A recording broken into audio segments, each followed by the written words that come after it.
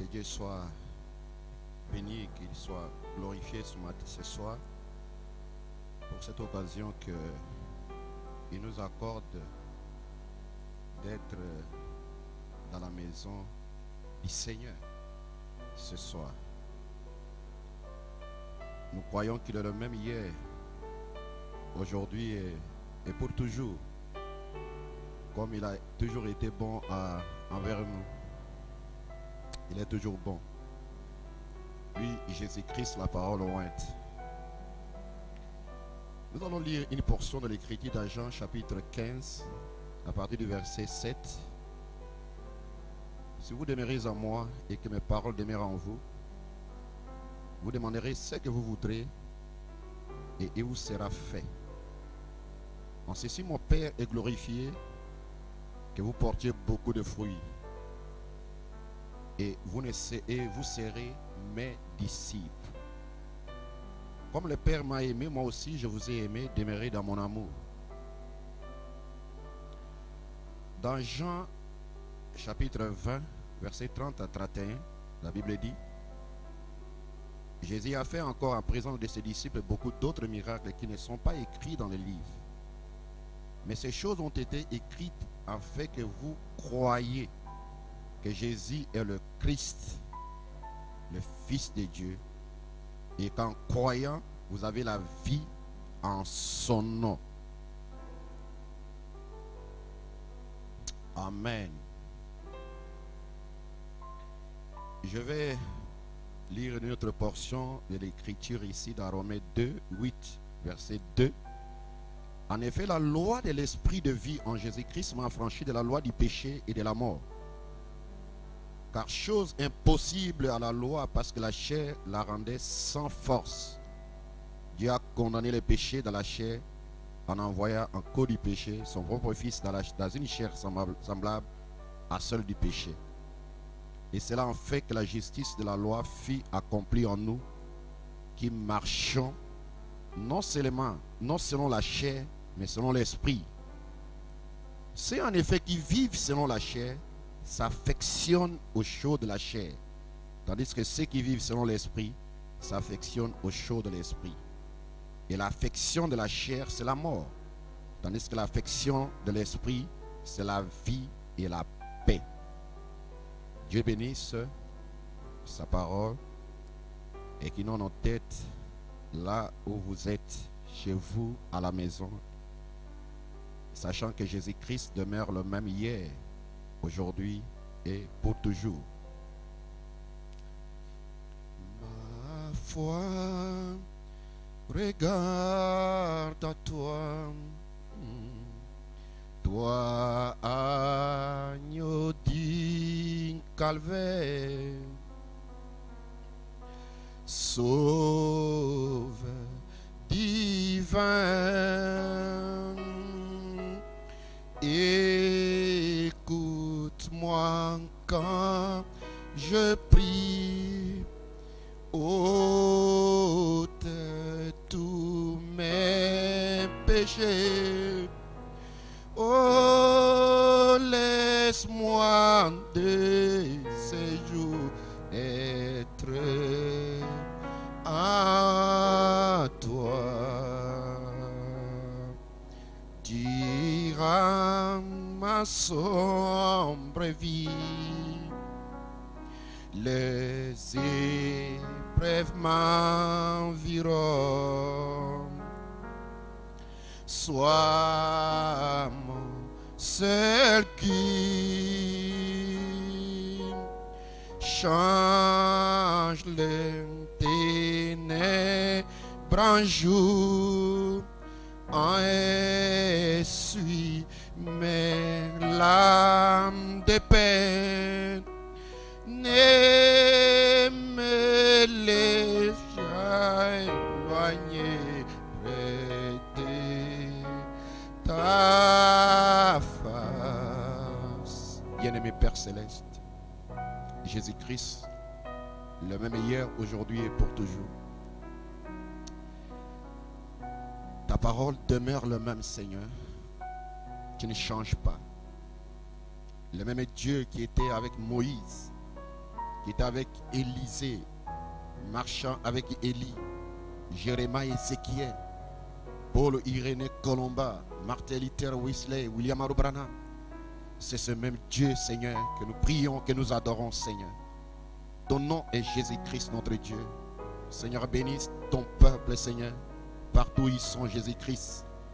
Lorsque, en écoutant ce commentaire et le message qui sera suivi, Seigneur, que chacun, notre Dieu, puisse expérimenter cet être surnaturel dans sa vie, Seigneur.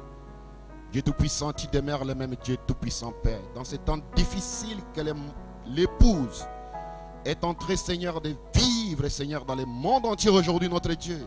Et en même temps, c'était temps de gloire, notre Dieu, parce que tu nous as avertis jour après jour, notre Dieu. Et nous croyons que tu protégeras et tu garderas, Seigneur, ton épouse partout dans le monde entier. Oh, béni soit ton Saint-Nom Jésus-Christ. Tu demeures le même, Seigneur. Dans le nom de Jésus-Christ, nous te prions pour ta gloire. Amen. Ce soir, nous aurons un message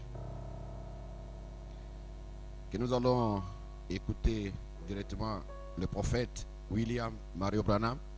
Et le titre de la prédication, c'est le Messie. Mais nous avons quelques commentaires, comme nous le disons dimanche passé. Qu'est-ce que le message de l'heure? Le message de l'heure, ce n'est pas de la théologie, ce n'est pas une argumentation, mais c'est la vie littérale de Jésus-Christ lui-même dans une chair humaine. Le prophète dit que le message de l'heure, c'est la parole faite chair. Et quand la parole est faite chair dans une chair humaine, c'est la vie littérale de Jésus-Christ qui se meut dans une chair humaine. Comme cela a été tout au long de l'Ancien Testament. Comme cela a été dans le Nouveau Testament. Comme cela a été avec le messager prophète William Mario Branham. Amen. Nous avons vu Dieu lui-même nous visitant à ce temps de la fin. Il est écrit dans Malachie 4 que Élie ramènera les cœurs des enfants. Donc dans Malachie 4, il y a Élie, il y a les enfants. Amen. Et ce messager prophète vient nous ramener littéralement par le mystère de Saint-Tonnerre dans la vie, puissance, autorité que vivaient les apôtres, que vivaient les saints apôtres de Dieu. Amen. Et le message de l'heure, c'est Christ lui-même vivant dans la vie de son épouse. Le prophète dit dans ce message que nous allons écouter ici, le Messie, ce soir, dans le paragraphe 32, il dit: pas étonnant qu'il ait étendu son corps sur ce bébé mort et que ce dernier revint à la vie. C'était Dieu dans cet homme. Donc le message, ça a toujours été Dieu dans un homme. Dieu avait pris possession. Il était loin. Jésus a dit qu'il était. Tous les prophètes de Dieu de l'Ancien Testament étaient loin du Saint-Esprit. Il l'était. C'était donc des plus petits lumières. Lui était la plénitude de Dieu, étant le Messie. C'était donc des messiettes, des plus petits messies, car ils étaient loin du même esprit que lui. Seulement, lui l'avait dans sa plénitude. Et c'est cette plénitude qui est venue en ce temps de la fin. Selon Luc 17:30, Dieu lui-même, voilé dans la chair humaine, se révélant, confirmant qu'il est le même hier, aujourd'hui et pour toujours. Gloire. Merci Jésus. Et aujourd'hui, tout homme qui a reçu le vrai baptême du Saint-Esprit est loin du même esprit que Jésus de Nazareth, qui allait ça et là, faisant du bien et guérissant les malades. Oh là là, cela me fait du bien de savoir qu'il vit aujourd'hui. Il y a quelque chose à propos de l'homme. C'est un Dieu.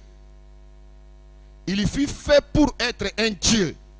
Son but ici sur la terre, c'était d'être un Dieu, d'avoir la domination sur tout ce qui se trouve sur la terre. Oh là là, maintenant que cela ne vous trouble pas, car j'ai quelques écritures en plus inscrites ici, que Dieu a fait l'homme à son image. Dieu dit, faisons l'homme à notre image, et que cet homme domine, que cet homme règne, que cet homme gouverne. Dieu a fait l'homme à son image. Amen. Et l'homme était fait pour être un Dieu.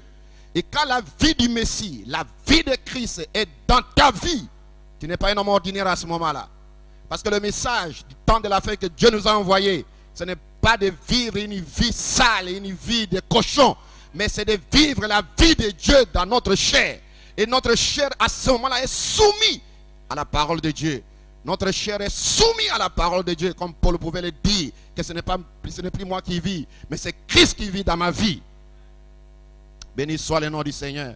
Donc, comme Dieu a été fait chair, il est devenu le Messie.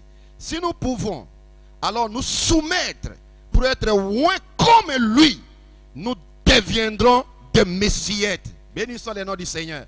Donc, la pensée de Dieu, la pensée de Christ, la pensée d'Élohim, c'est que chaque croyant, chaque fils et fille de Dieu soit des Messiettes, des lumières du jour, des lumières qui luisent dans les ténèbres. Et les ténèbres disparaissent. Oh, quand un chrétien marche, les ténèbres disparaissent. La vie du péché, la vie de la sexualité, la vie de la méchanceté, la vie de la colère, la vie de l'ivrognerie, tout cela disparaît.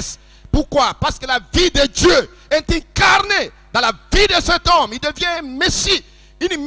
Un Messie sur la face de la terre.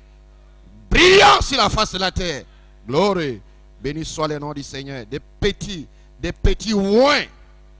C'est cela l'église de Dieu. Sa constante lumière. C'est la lumière du Messie. Du Christ ressuscité dans son peuple. Dans les oins. Apportant sa lumière dans tous les âges de l'église. Quelquefois, cela s'était presque complètement, ensuite cela revient, loin de Dieu, l'église messianique de Dieu. Si Messie signifie loin, et aussi roi, alors si l'église est loin de l'esprit du Messie, elle est toujours un Messie, mais un petit, parce que à sa lumière, elle reflète sa puissance, elle reflète sa gloire. Nous devons refléter dans nos vies la gloire de Dieu, dans nos vies, la lumière de Dieu, dans nos vies, la puissance de Dieu, l'autorité de Dieu. Voici la saison que nous sommes en train de vivre. Peu importe ce qui se passe sur la face de la terre, l'épouse est focus. L'épouse sait ce qui se passe. L'épouse sait qu'après toutes ces choses, elle sera tellement glorifiée qu'elle va secouer ce monde. Demeurez dans un esprit de prière. Demeurez dans un état de prière. Priez continuellement dans vos maisons. Dieu ne vous lâchera pas. La présence de Dieu sera avec vous. Béni soit son Saint-Nom. Dans ce message, n'ayez pas peur, c'est moi. Paragraphe 58, Frère Branham dit, alléluia, mais la vie du Messie devrait être l'esprit du Messie dans son église. Maintenant, peu importe combien il pourra mettre cela sur moi, comment Dieu peut mettre son esprit sur le prophète William Branham? Il doit mettre cela sur vous aussi. En effet, nous ne pouvons pas œuvrer séparément. Nous devons œuvrer ensemble. Béni soit son Saint-Nom. Alléluia. Et si l'esprit du Messie est dans chaque croyant, Dieu vous gardera. Dieu vous protégera. Il combattra pour vous. Alléluia. Comme nous le disions dimanche passé, votre devoir c'est de vous repentir, de mettre votre vie en ordre, de faire tout ce que Dieu dit que vous devez faire. Alléluia. Mais à ce moment-là, le guide lui prend la relève. Il vous conduira de la foi. Alléluia. À la foi, et à la vertu, à la connaissance, à la tempérance, à la patience, à la piété, à l'affection fraternelle. Alléluia. Couronné par la charité dans cette saison. Alléluia. Qui le fait? Le guide. Qui le fait? La colonne de feu. Qui le fait? Le Saint-Esprit lui-même gouvernant son église. Alléluia. Béni soit le nom du Seigneur. Et pour dire Jésus-Christ, ce soir, ce glorieux message que vous allez écouter venant de son messager, le frère William Mario Branham, le Messie, C'est un message qui pourra aider quelqu'un. Soyez en esprit et vous serez puissamment bénis. Je vous aime. En tant que votre pasteur, je suis dans la brèche. Je prie pour vous. Je crois pour vous. Alléluia. Et je crois que Dieu Tout-Puissant vous bénira. Bénira vos vies. Bénira vos foyers. Bénira tout ce que vous ferez sur la face de la terre. Je prie pour vous continuellement. Chaque jour, je suis ici au temple en train de prier pour vous. Et je sais que Dieu vous gardera et qu'il vous protégera. Que Dieu vous bénisse. Shalom. Vous pouvez vous asseoir.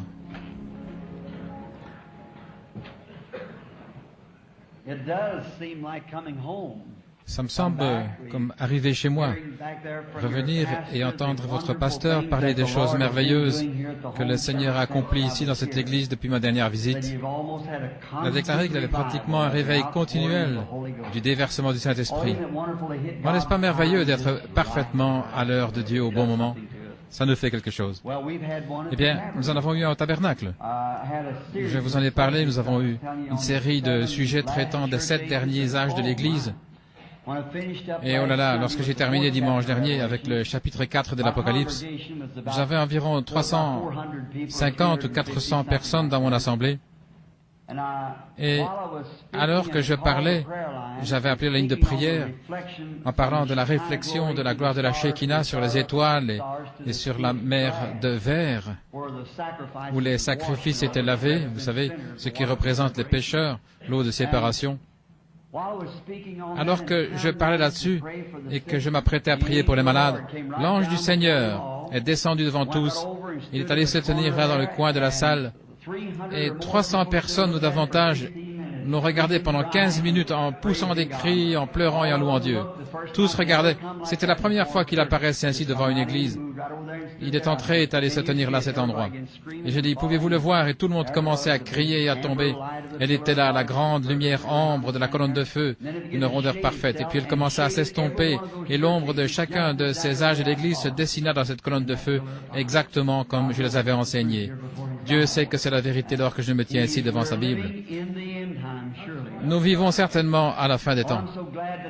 Je suis si content de savoir que le prophète a promis que vers le soir, il y aura de la lumière. Savoir que dans cette heure où tout est si sombre dans le monde, nous vivons et nous marchons dans la lumière. La lumière qu'il a promise de nous donner. Et nous sommes ce soir les privilégiés qui jouissent de ces choses en cette fin des temps.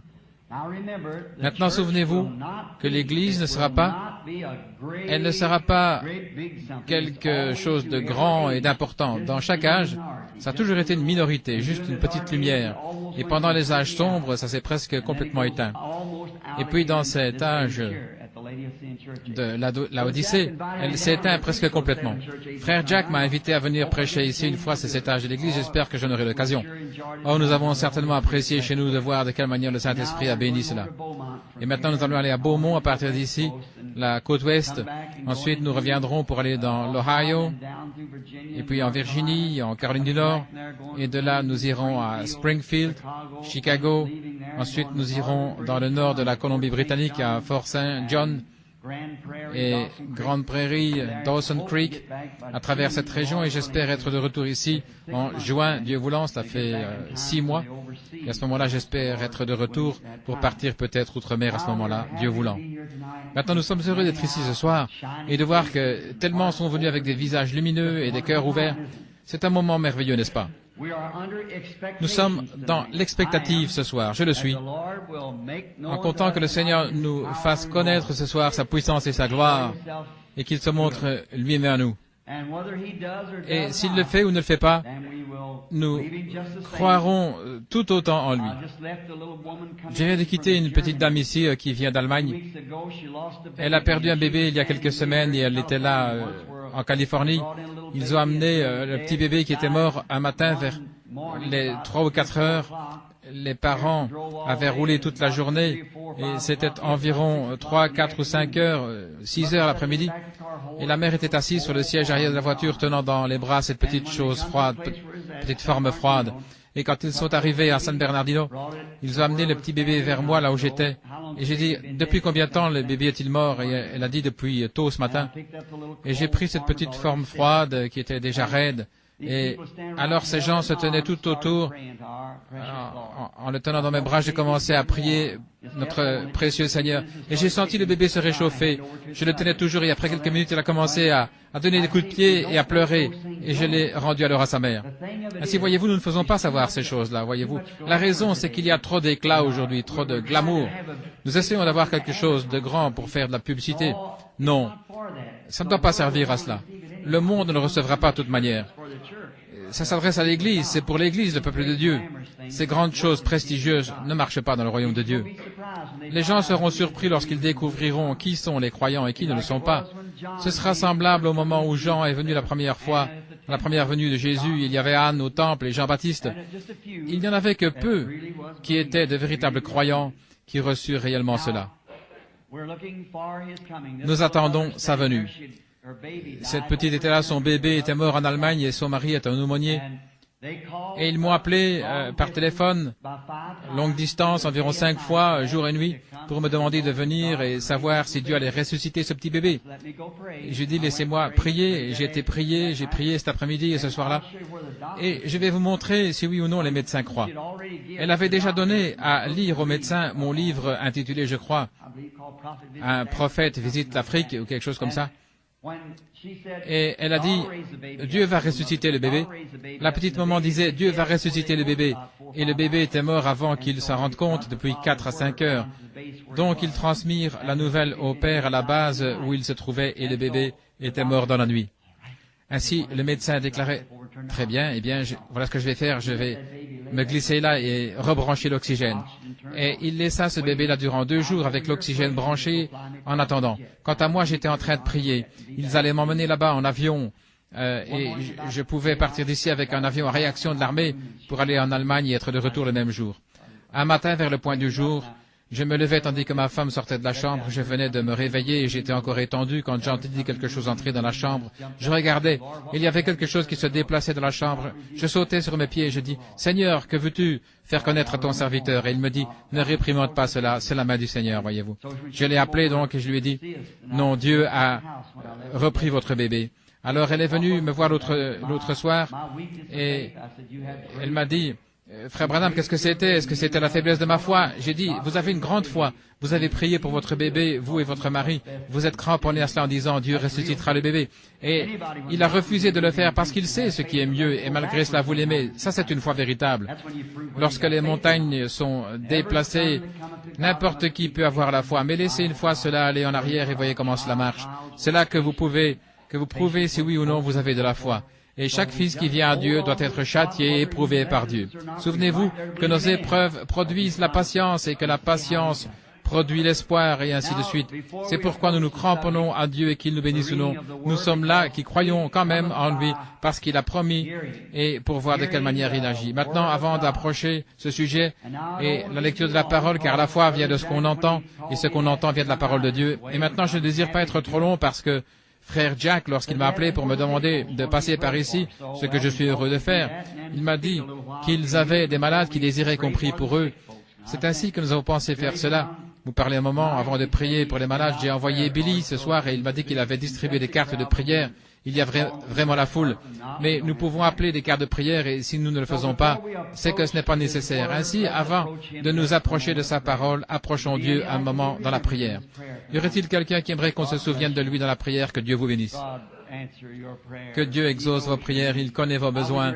Maintenant, avec vos têtes inclinées, je me demande s'il y a un pécheur, homme ou femme, garçon ou fille, qui dirait « Souvenez-vous de moi, frère Branham, ce soir, devant Dieu, tandis que vous priez. Voulez-vous lever la main? Que Dieu vous bénisse, Dieu vous bénisse. Que Dieu vous bénisse. » Il y en a beaucoup dans toute la salle.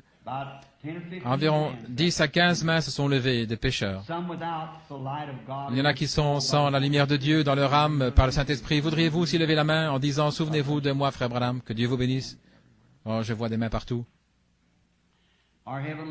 Notre Père céleste, nous approchons ton trône de grâce et de miséricorde. Nous venons humblement au nom de Jésus parce que nous sommes sûrs qu'il va nous entendre. Car il a déclaré, si vous demandez quelque chose au Père en mon nom, je le ferai. Ainsi nous savons que cette promesse est vraie. Peu importe combien notre incrédulité lui fait obstacle, elle est pourtant vraie. C'est pourquoi nous croyons ce soir, avec tout ce qui est en nous, que tu nous entends. Nous croyons que tu es ici et que tu vas exaucer nos prières, spécialement pour ces pécheurs qui ont levé la main. Puissent-ils voir la lumière de Dieu ce soir?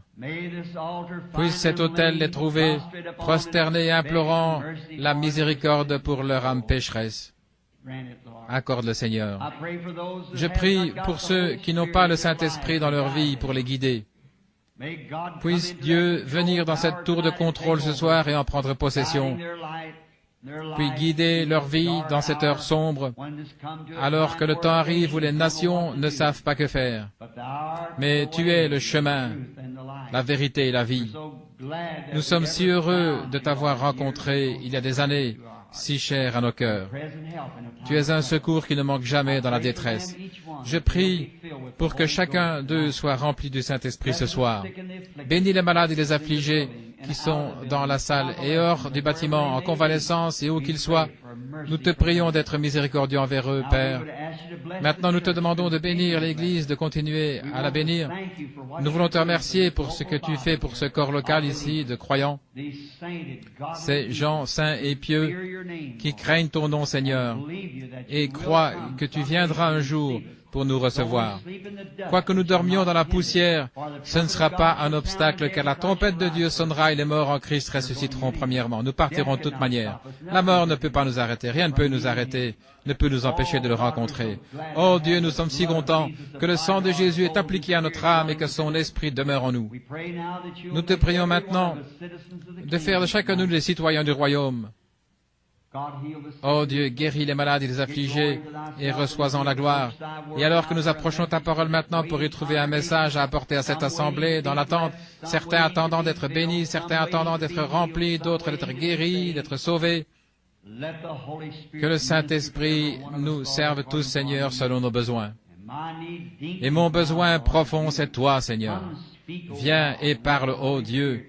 Et que le Saint-Esprit se meuve au-dessus de la parole comme il se déplaçait au commencement au-dessus des eaux. Et qu'il dise que la lumière soit alors que la parole sort, car nous le demandons dans le nom de Jésus. Amen.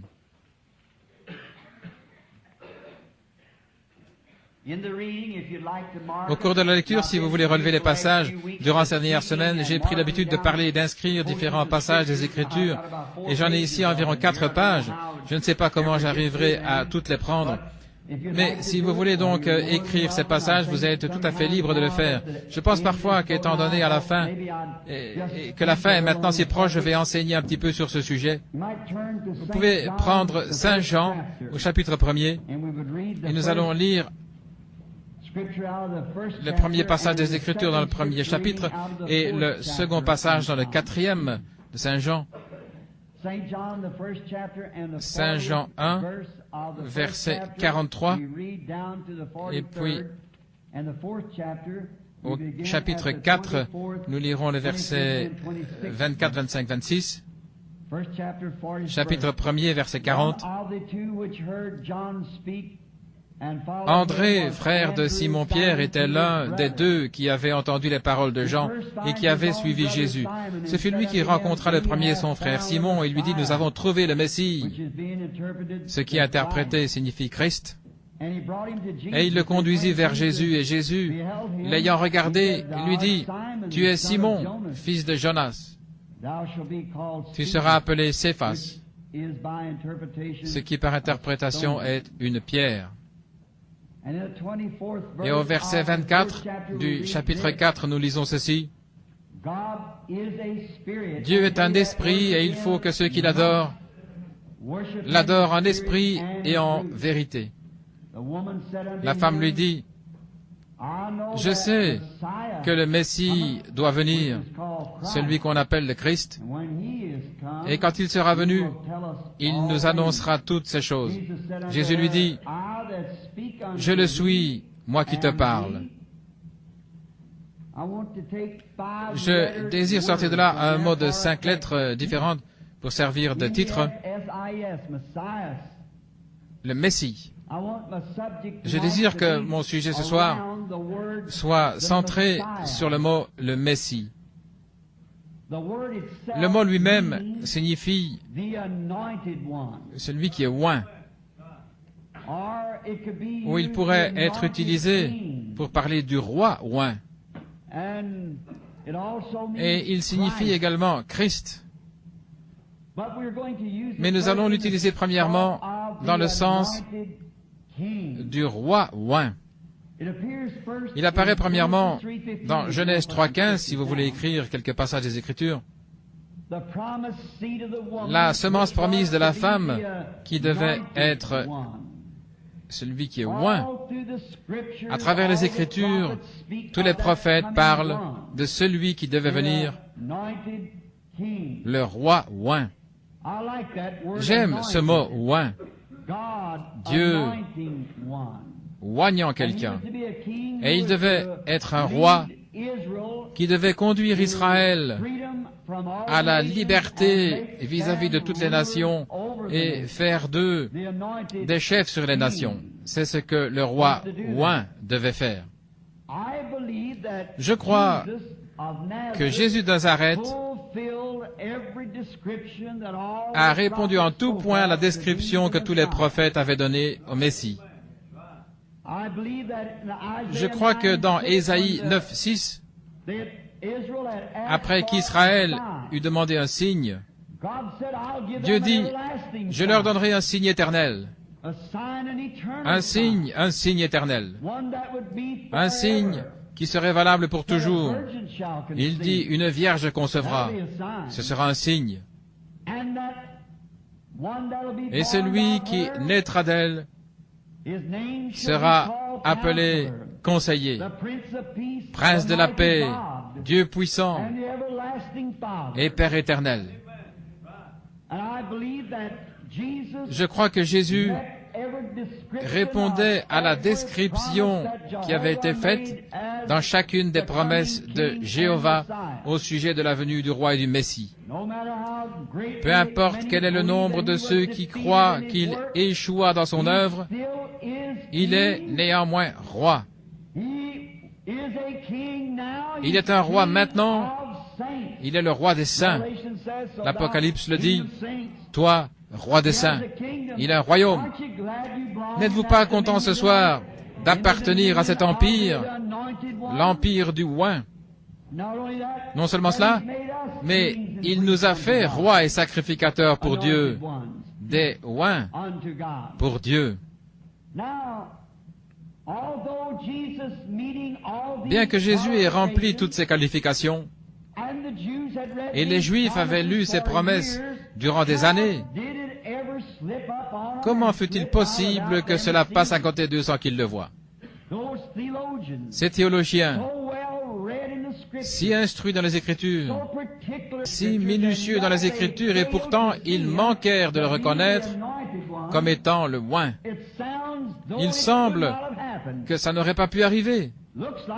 Il semble qu'ils auraient dû le reconnaître, étant si versés là-dedans.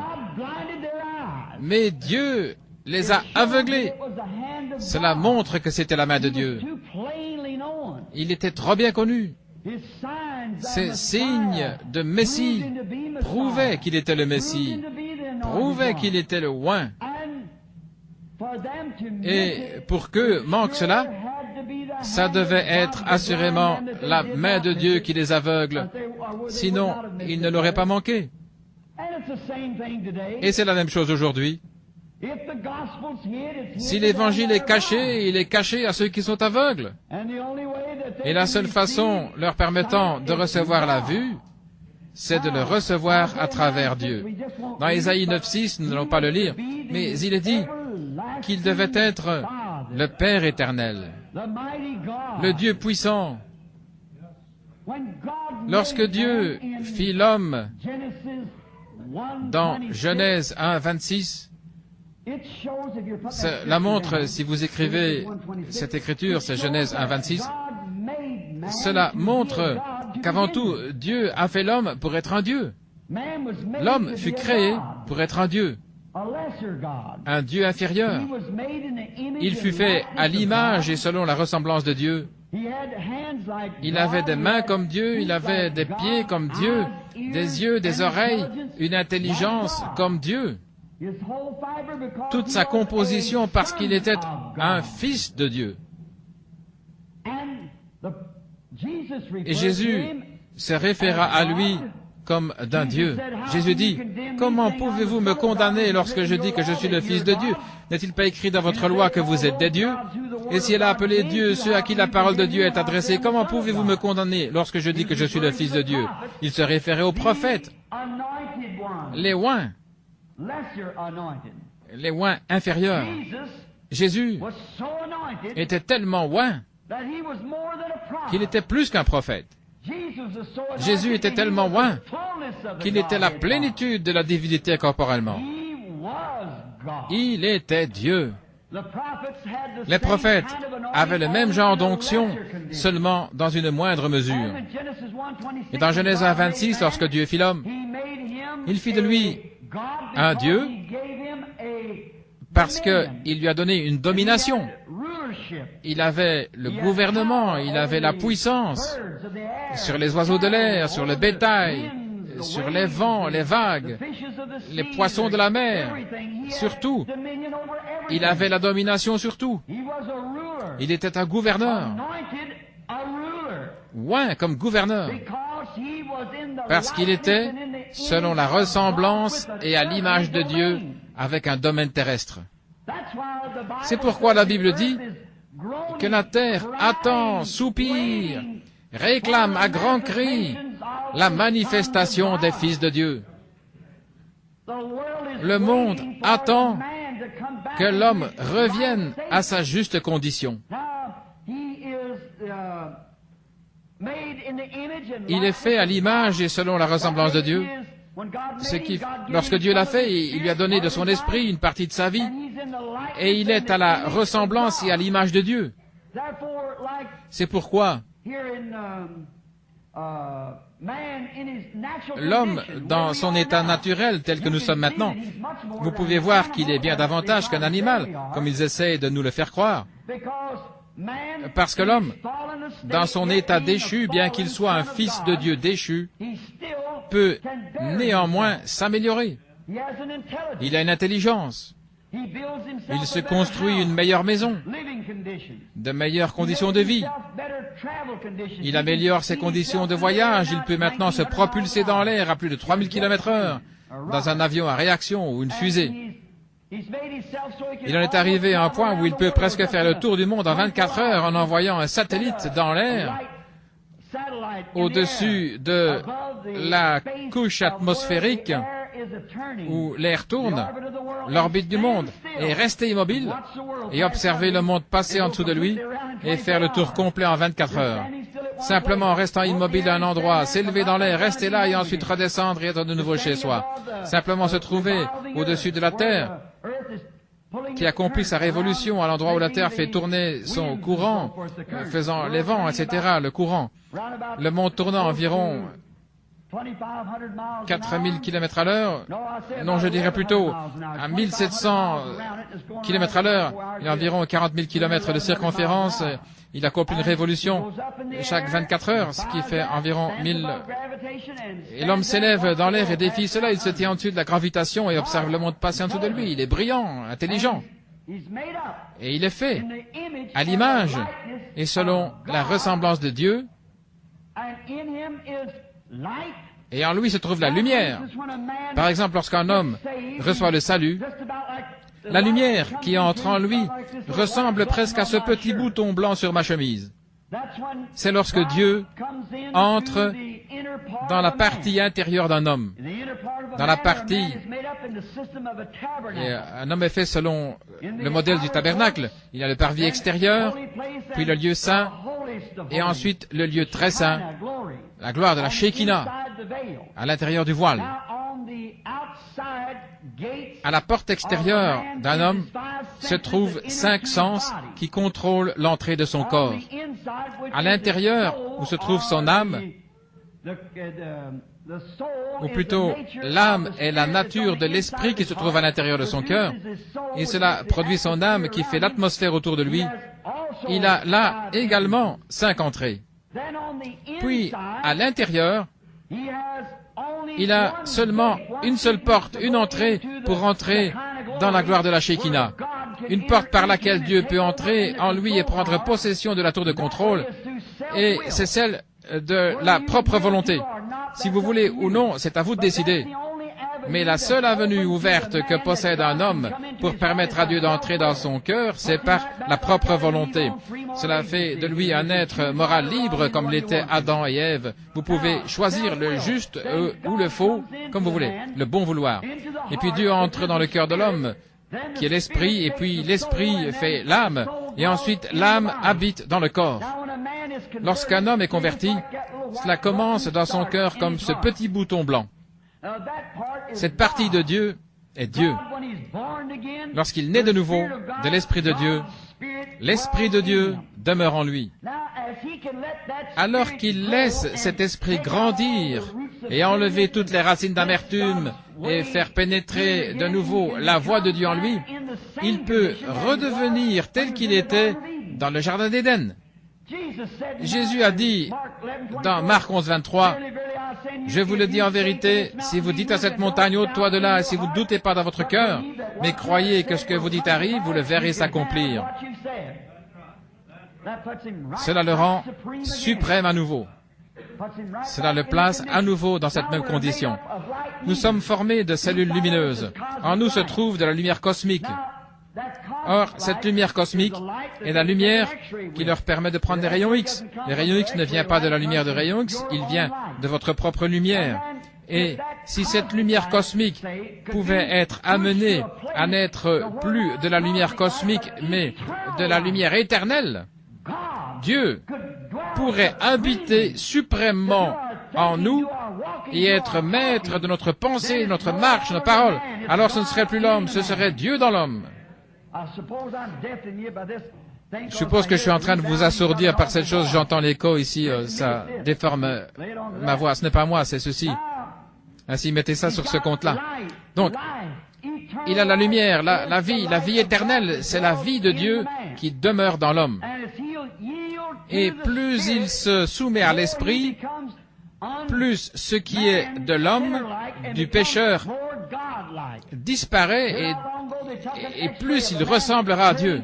Il n'y a pas longtemps, ils firent une radioscopie d'un homme qui priait pour un malade. Le Reader's Digest en a parlé. Et ils ont découvert un rayon de lumière venant de l'un des hommes, non pas de tous, mais les mains d'un des hommes réfléchissaient à un rayon de lumière lorsqu'ils placèrent une feuille de plomb sous la main de l'homme. Je pense que vous l'avez lu vous-même. Et en Angleterre, ils ont envoyé des guérisseurs, comme ils les appellent, dans tous les hôpitaux. Il y a 80% de plus de guérison au moyen de la guérison divine que par traitements médicaux. Le Reader's Digest l'a reporté ici, c'était dans le Newsweek, et le Reader's Digest l'a relevé. Ils ont découvert qu'il y avait un rayon de lumière.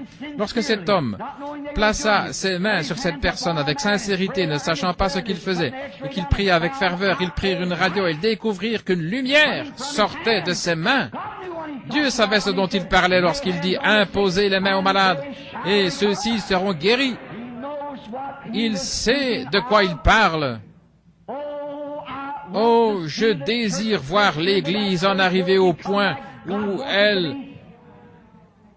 soit ce que Dieu veut, lorsque Dieu a été fait chair et qu'il est devenu le Messie. Alors, si nous pouvons nous soumettre pour être oints comme lui, nous devenons des messiettes, des petites lumières. C'est ce que l'Église est censée être, des lumières, des petits oints.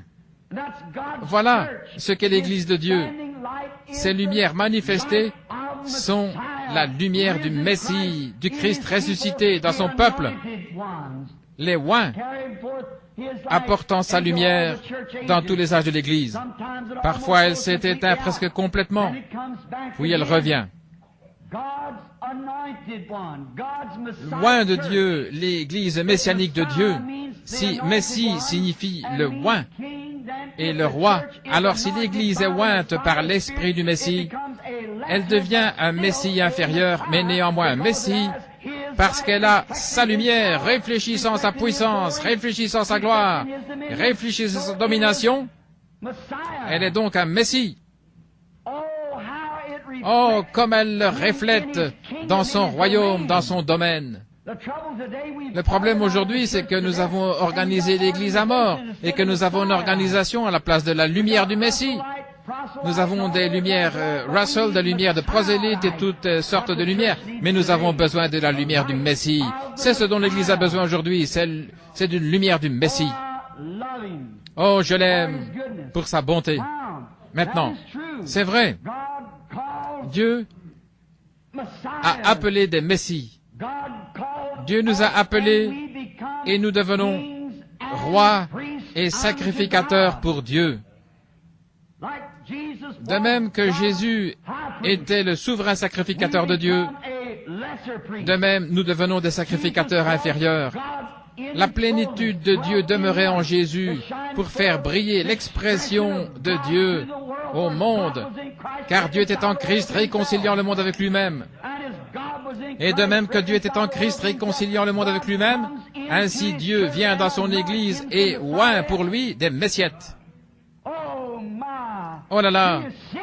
Pouvez-vous le voir? Les mêmes choses qu'il a faites sont dans son Église, la même puissance qu'il avait dans son Église, et son Église devient son domaine. Et il est roi sur ce domaine.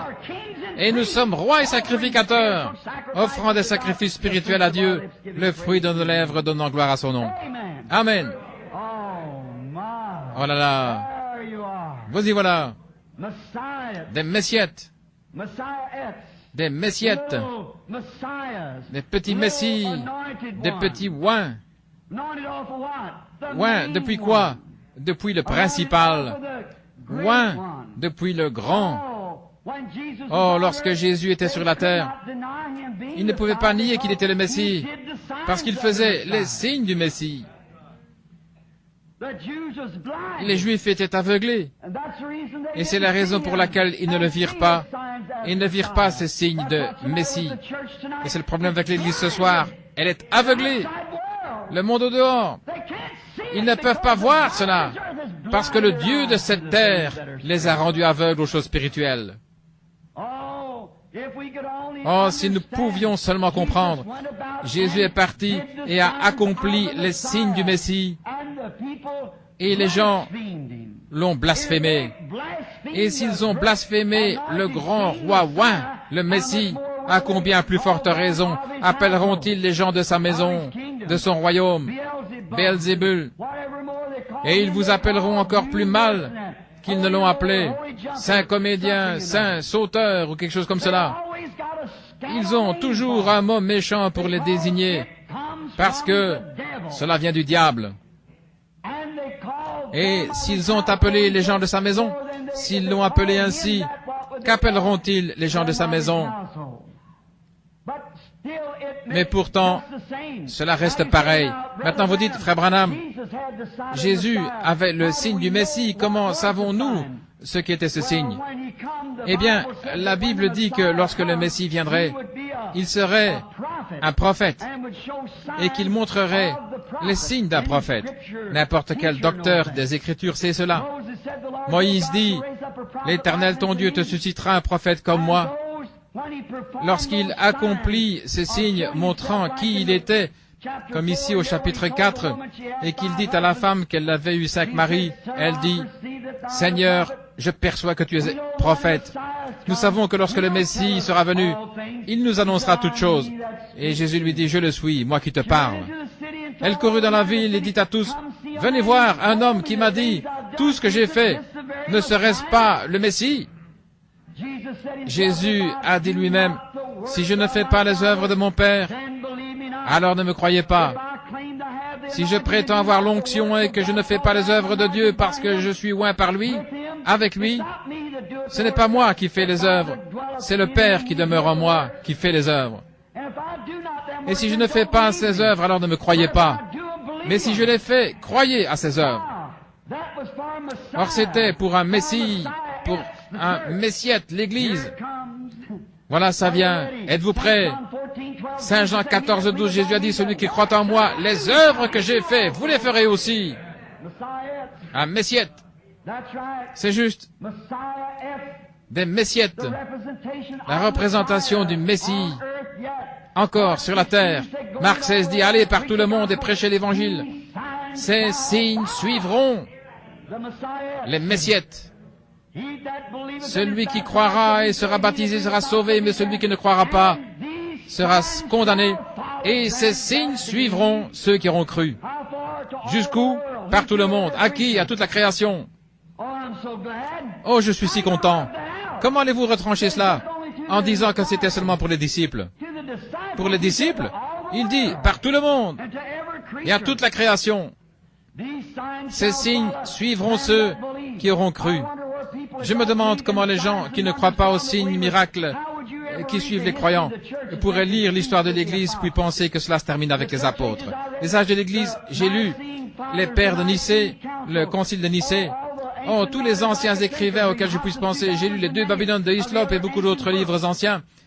Et jusqu'au temps de l'Église catholique primitive, pendant les premiers 600 ans après Christ, il y eut Irénée, Saint Martin, Colomba et tous ces hommes pieux qui prêchèrent le baptême au nom de Jésus-Christ. Ils prêchaient le baptême, la rémission des péchés. Ils prêchaient le parler en langue.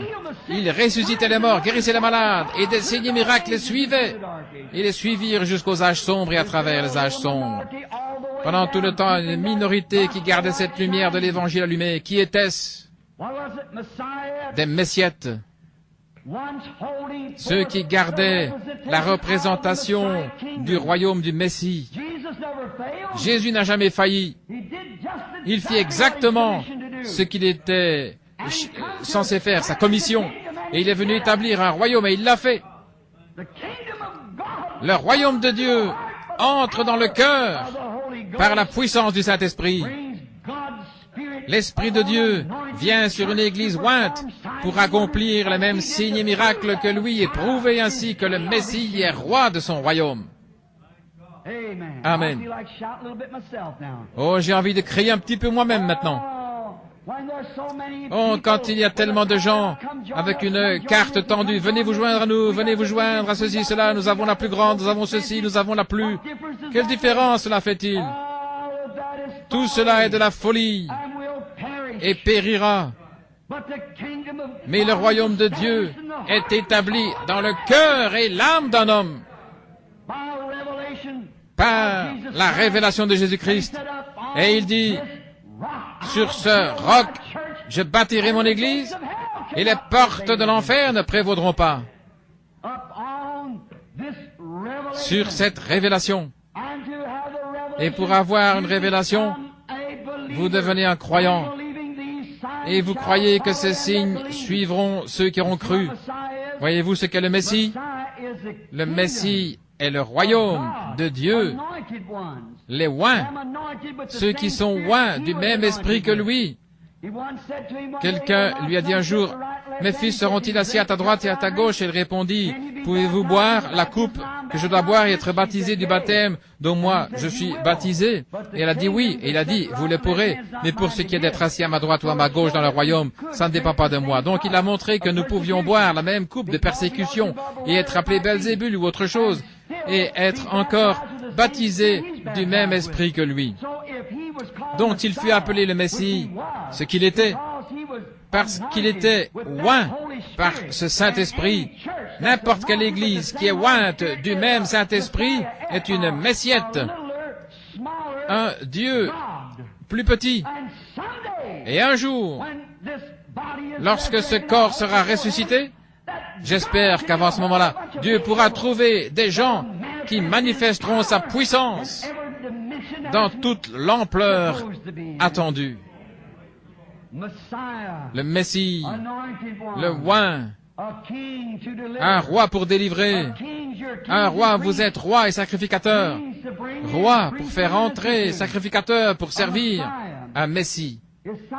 Ces signes devaient suivre dans tous les âges pour refléter sa lumière, sa présence dans son royaume, son peuple. Oh, vous n'avez pas besoin de mourir pour recevoir ceci. Vous devez mourir spirituellement, mais vous n'avez pas besoin de mourir physiquement. C'est à l'intérieur que Dieu entre pour avoir le contrôle de vous. Alors qu'il se presse en vous, n'ayez aucune racine d'amertume, ni haine, malice, ni conflit qui le ferait de nouveau repartir. Faites sortir toute la méchanceté, la superstition et l'incrédulité de vous. Et chaque fois que vous faites sortir l'incrédulité, Dieu entre en vous et prend possession. Faites sortir l'incrédulité. Il a dit à Josué, tout lieu que foulera la plante de votre pied, je vous le donne. Et ce soir, alors que nous entrons dans le royaume de Dieu, faisons sortir tous les Philistins incroyants, tous les Amoréens et les Amalécites et les autres. Jetons-les dehors de nous comme cela. Nous prenons possession. Amen. J'aime ça. Le temps des miracles est passé. Toi, Amoréen, sors de moi. J'ai posé l'empreinte de mon pied. J'ai pris possession. Le fait d'avoir des visions, ça n'existe pas. Sors d'ici, toi, Amalécite. J'arrive. Vous y êtes. Vous faites sortir cela de ce petit bouton. Cela prend possession de votre être. Cela s'étend. Dieu agissant à travers vous, en vous, autour de vous. Ce n'est pas étonnant qu'Élie étendit son corps sur ce bébé mort et qu'il est revenu à la vie. C'était Dieu dans cet homme. Dieu avait pris possession. Il était oint. Jésus l'a dit. Chaque prophète de Dieu dans l'Ancien Testament était oint du Saint-Esprit. Il était. Alors ils étaient des plus petites lumières. Il était la plénitude de Dieu en étant le Messie. Ils étaient alors des messiettes, des messies plus petits, car ils étaient oints du même esprit que lui. Seulement lui l'avait dans la plénitude. Et chaque homme aujourd'hui qui a reçu le véritable baptême du Saint-Esprit est oint du même esprit que Jésus de Nazareth, qui s'en allait faisant du bien et guérissant les malades. Oh là là, ça me fait sentir bien de savoir qu'il vit aujourd'hui. Il y a quelque chose dans l'homme. Il est un Dieu. Il fut fait pour être un Dieu. Son but ici sur la terre était d'être un Dieu pour avoir la domination sur tout ce qui s'y trouve. Oh là là. Maintenant, ne laissez pas cela vous étonner parce que j'ai encore d'autres écritures. Un soir dernièrement, j'ai vu dans une émission de télévision un homme avec une foi psychique, mentale, poser un verre d'eau sur quelque chose, puis se tenir en retrait et se concentrer jusqu'à ce que le verre d'eau éclate, simplement par la concentration, en observant le verre d'eau. Le verre a craqué et l'eau s'est répandue, simplement par une pure concentration mentale. Pourquoi cela? C'est sa nature, sa composition. S'il peut faire cela, s'il a une puissance en lui, qui, par la pensée, peut briser un verre d'eau, bien qu'il soit un pécheur, cela montre qu'il y avait quelque chose qui fut placé dans cet homme. Il est dans une condition pervertie et déchue. Mais si cet homme pouvait seulement revenir à Dieu et laisser Dieu entrer en lui, libérant ainsi la puissance du royaume de Dieu. Il n'avait pas de fil conducteur, il était comme un fusil de chasse, il a simplement tiré dans toutes les directions. Mais si l'esprit qui est dans un homme peut être converti et que vous y mettiez Christ, de telle manière qu'il y ait un conducteur est un fil qui conduit cela. Amen. Et que cet homme ait la même foi dans le conducteur de la parole de Dieu, il peut ressusciter les morts, purifier les lépreux, chasser les démons. Amen. Il est façonné comme un Dieu, il ressemble à Dieu. Assurément, c'est la raison pour laquelle Dieu était homme et l'homme était Dieu. Et l'homme est son rejeton et Dieu essaye seulement de pouvoir s'emparer d'hommes. Il essaie de mettre des hommes dans sa main. Maintenant, il y a des conducteurs. Or, ce n'est pas toute la théologie qui se trouve être le genre de conducteur correct. Vous savez, il y a une grande partie de la théologie qui fait office d'isolateur vis-à-vis de cela. Il y a beaucoup d'églises qui disent le temps des miracles est passé, la guérison n'existe pas, seuls les démons parlent en langue. Eh bien, ça c'est un isolateur. Vous ne voulez pas quelque chose comme ça. Éloignez-vous, revenez à la parole. La parole est le fil conducteur de Dieu. Un homme qui croit à la parole de Dieu, qui a la parole de Dieu, est aussi grand que ces bâtiments ici autour lorsqu'il marche et en s'appuyant sur elle. C'est elle qui dirige, elle conduit l'homme, elle conduit l'esprit. Lorsqu'elle s'y trouve, un homme est fait pour avoir une grande foi. Qu'est-ce qu'il fait? J'ai prêché ici dans ce tabernacle il y a quelque temps sur avoir soif de la vie. Qu'est-ce qui pousse une femme à partir danser le rock'n'roll? Qu'est-ce qui pousse un garçon, un adolescent à faire cela? Et pas seulement eux, mais grand-papa et grand-mère. Pourquoi le font-ils? Qu'est-ce qui les pousse à aller? Pourquoi les gens veulent-ils agir de cette façon? C'est parce qu'ils ont été faits pour avoir soif de quelque chose. Et ils ont été faits pour avoir soif de Dieu. Et ils essayent de faire taire cette sainte soif en laissant le diable la remplacer par ce qu'ils appellent les plaisirs. Jamais, jamais, vous ne la satisferez tant que Dieu ne vient pas prendre le contrôle. Vous pouvez danser, vous pouvez boire, vous pouvez commettre adultère, vous pouvez faire tout ce que vous voulez, et vous vous réveillerez avec un mal de tête et un jour en enfer. Mais la raison pour laquelle vous faites cela, c'est parce que vous avez été fait à l'image de Dieu, pour avoir soif de Dieu. Dieu veut entrer là-dedans. Dieu veut laisser sa parole entrer en vous et l'utiliser comme conducteur. Dieu l'a dit. Comme pour Abraham. Dieu dit, tu vas avoir un bébé. Comment sais-tu que tu vas l'avoir? Dieu l'a dit. Tu as 100 ans, comment peux-tu l'avoir? Dieu l'a dit. Il était oint. Amen. Il était oint. Et il avait la parole. Et la parole était ointe en lui. C'était le conducteur pour le conduire jusqu'au bébé. Amen. N'importe quel homme ou n'importe quelle femme ce soir qui prendra la même parole de Dieu, par ses meurtrissures, nous sommes guéris, et qui laissera l'onction, le Messie, venir sur vous, eh bien ce conducteur vous conduira directement à la guérison. Il vous conduira au salut. Oh, comme j'aime cela. Voilà ce qu'il fera. Parce que vous avez été fait pour avoir soif. Vous avez été fait pour Dieu et le diable essaie de pervertir cela, de vous faire croire que vous avez du plaisir là dans le monde. Il vous aveugle, comme il l'a fait pour les Juifs, jusqu'au moment où vous traversez la ligne de séparation. Alors c'en est fini de vous. Et c'est presque là, cette nation aujourd'hui, et non seulement celle-ci, mais les autres nations également. Le monde ne le croira pas. La Bible dit, dans 2 Timothée 3, que dans les derniers jours, les gens seraient emportés, enflés d'orgueil, aimant le plaisir plus que Dieu, déloyaux, calomniateurs, intempérants, ennemis de ceux, des messiettes, emportés, enflés d'orgueil, aimant le plaisir plus que Dieu, ayant l'apparence de la piété. Ne recherchez jamais ce type élevé d'évangélisme pour faire quelque chose. Ce n'est pas la façon d'agir de Dieu. Il est venu chez les siens, et les siens ne l'ont pas reçu. Voyez. Il était petit. Il a vécu en Palestine toute sa vie. Je dirais que 80% des gens ne surent jamais qu'il était là. Mais il était envoyé à l'église. Il était envoyé aux gens qu'il allait recevoir. Il connaissait les siens, et les siens le connaissaient. Mes brebis connaissent ma voix. Ne laissez pas passer cela au-dessus de vous, Shreveport, je vous en prie, gardez-le. Mes brebis connaissent ma voix par ma parole, et si elle est enseignée, mais ne déclare pas les mêmes choses que j'ai faites, alors c'est le mauvais conducteur. Nous savons cela. Et maintenant, nous pouvons dire que dans un homme, l'homme, qu'est-ce qu'il est? Il a une main comme Dieu. Il a des yeux comme Dieu. Il a des oreilles comme Dieu. Il a un corps comme Dieu. Il fut formé à l'image de Dieu. Il reçut la terre et un empire, une domination. Il fut Dieu sur la terre. Pour gouverner la terre, un Dieu inférieur. Dieu gouverne l'univers, tout ce qu'il y a. Mais l'homme reçut la terre pour gouverner la terre. Il était un messiette. Tout ce qu'il est ce soir, s'il retourne à Dieu, il est un messiette, un petit messie. Si messie signifie oint, et que vous êtes oint, alors qu'est-ce que vous êtes? Exactement, un messiette. Nous l'appelons ainsi, voyez-vous, jusqu'à ce que nous soyons arrivés un peu plus loin dans les Écritures. Très bien. Avez-vous déjà pensé à ceci? Laissez-moi simplement vous demander quelque chose. Regardez-moi. Voici ma main. C'est mon doigt. Voici mon oreille. Voici mon nez. Mais qui suis-je, moi? Ceci n'est pas moi. C'est quelque chose qui m'appartient. Oui? C'est ma main. Mais qui suis-je qui possède cette main? Oui. Ceci n'est qu'une maison dans laquelle je vis. Il doit y avoir quelque chose là-dedans qui soit moi.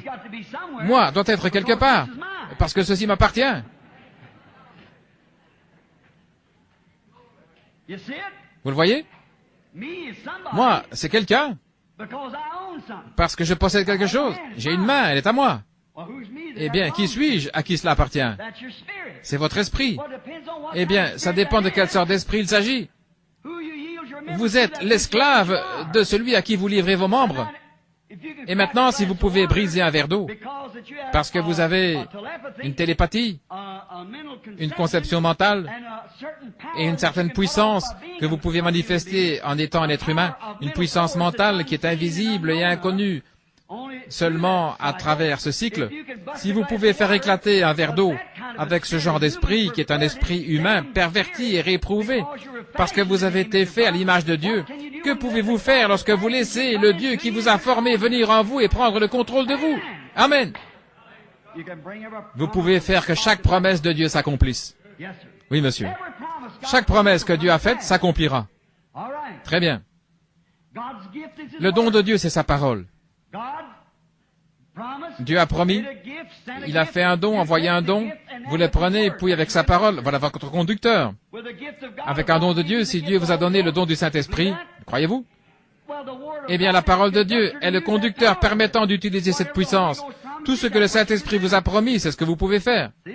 Vous voyez, c'est la chose qui libère la parole. La parole sort et le Saint-Esprit la suit. Partout où la parole est prêchée, vous voyez votre pasteur la prêcher, puis tout à coup, whoosh, le Saint-Esprit passe dans la salle. Voyez-vous, c'est vrai, c'est le conducteur de la parole. Ou la parole, le conducteur de l'Esprit. Parce que lorsque la parole est prêchée, l'Esprit la suit. Où qu'elle aille, l'Esprit suit la parole. Oh, j'aime ça. J'aime un sain enseignement biblique et la Bible, le Saint-Esprit venant confirmer l'enseignement biblique. Si le Saint-Esprit ne le confirme pas, c'est que vous avez croisé vos fils, vous avez une mise à la terre quelque part. Oui, monsieur. Si vous pouvez raccorder cette parole à la dynamo, cette grande chose qui produit la plénitude du courant, va enflammer ce fil, c'est vrai. Et elle fera des choses pour vous. Lorsque Jean-Baptiste est venu, il était une partie de la parole, il était comme un messiette, il était ordonné de Dieu par la parole, il était un don de Dieu qui est venu dans le monde, le croyez-vous? Ésaïe 40 dit qu'il était une voix de celui qui crie dans le désert. Et lorsqu'il est venu, il a pris sa position pour crier dans le désert. Il était parfaitement intrépide avec cela. Amen. Oui, monsieur. Maintenant, frère, regardez comme il était grand. Lorsque Dieu parlait de la venue de Jean, il a dit que toutes les montagnes sautèrent comme des béliers, que les feuilles battaient des mains, que les montagnes et les collines furent abaissées, et que les vallées furent exaucées. Maintenant, j'imagine que l'interprétation théologique de cela, c'était, Saint frère, un jour Dieu va tirer les corridors du ciel, faire descendre l'échelle de Jacob, et un puissant prophète descendra dans les airs, escorté par des anges, et descendra ici où se trouve le Saint-Temple. Et si Caïphe est le souverain sacrificateur, il lui dira, votre honneur, je suis descendu. Oh là là, qu'est-il arrivé? Quand il est venu, c'était un homme au visage hirsute qui sortait du désert, un morceau de peau de mouton autour de lui, et ne prenant probablement un bain que tous les 3 mois, il se tenait là avec de la boue jusqu'aux genoux en disant « Repentez-vous car le royaume des cieux est proche ». C'est à ce moment-là que les feuilles battaient des mains. C'est à ce moment-là que les montagnes et les collines furent abaissées et que les vallées furent exaucées. Ce que l'homme appelle grand, Dieu l'appelle folie. Je me demande si Dieu n'appelle pas une partie de notre grand évangélisme aujourd'hui de la folie.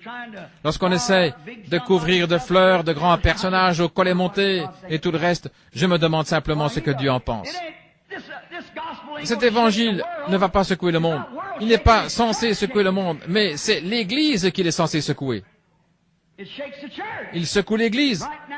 Actuellement, durant ces dernières années, l'Église a été secouée comme jamais auparavant et le monde n'en sait rien. Il n'était pas censé secouer ces vieilles carcasses mortes là-bas, dans le monde. Ils sont 2 fois morts, déracinés. Comment pouvez-vous le faire? Oh, j'appartiens à tel et tel. Eh bien, allez-y, appartenez à cela. Voyez-vous, vous ne pouvez pas les secouer. Eh bien, ma grand-mère a fait telle et telle chose. Peu importe ce que votre grand-mère a fait. Mais qu'est-ce que Dieu fait maintenant? Voici la lumière. Marchez-y. Si grand-mère a vécu en son temps, c'était en ordre. Mais vous ne pouvez pas vivre dans sa lumière. Dans ce cas, pourquoi ne portez-vous pas ces vêtements? Peut-être que c'est un peu trop fort. Non, vous voulez prendre son église, mais vous ne voulez pas porter ses vêtements.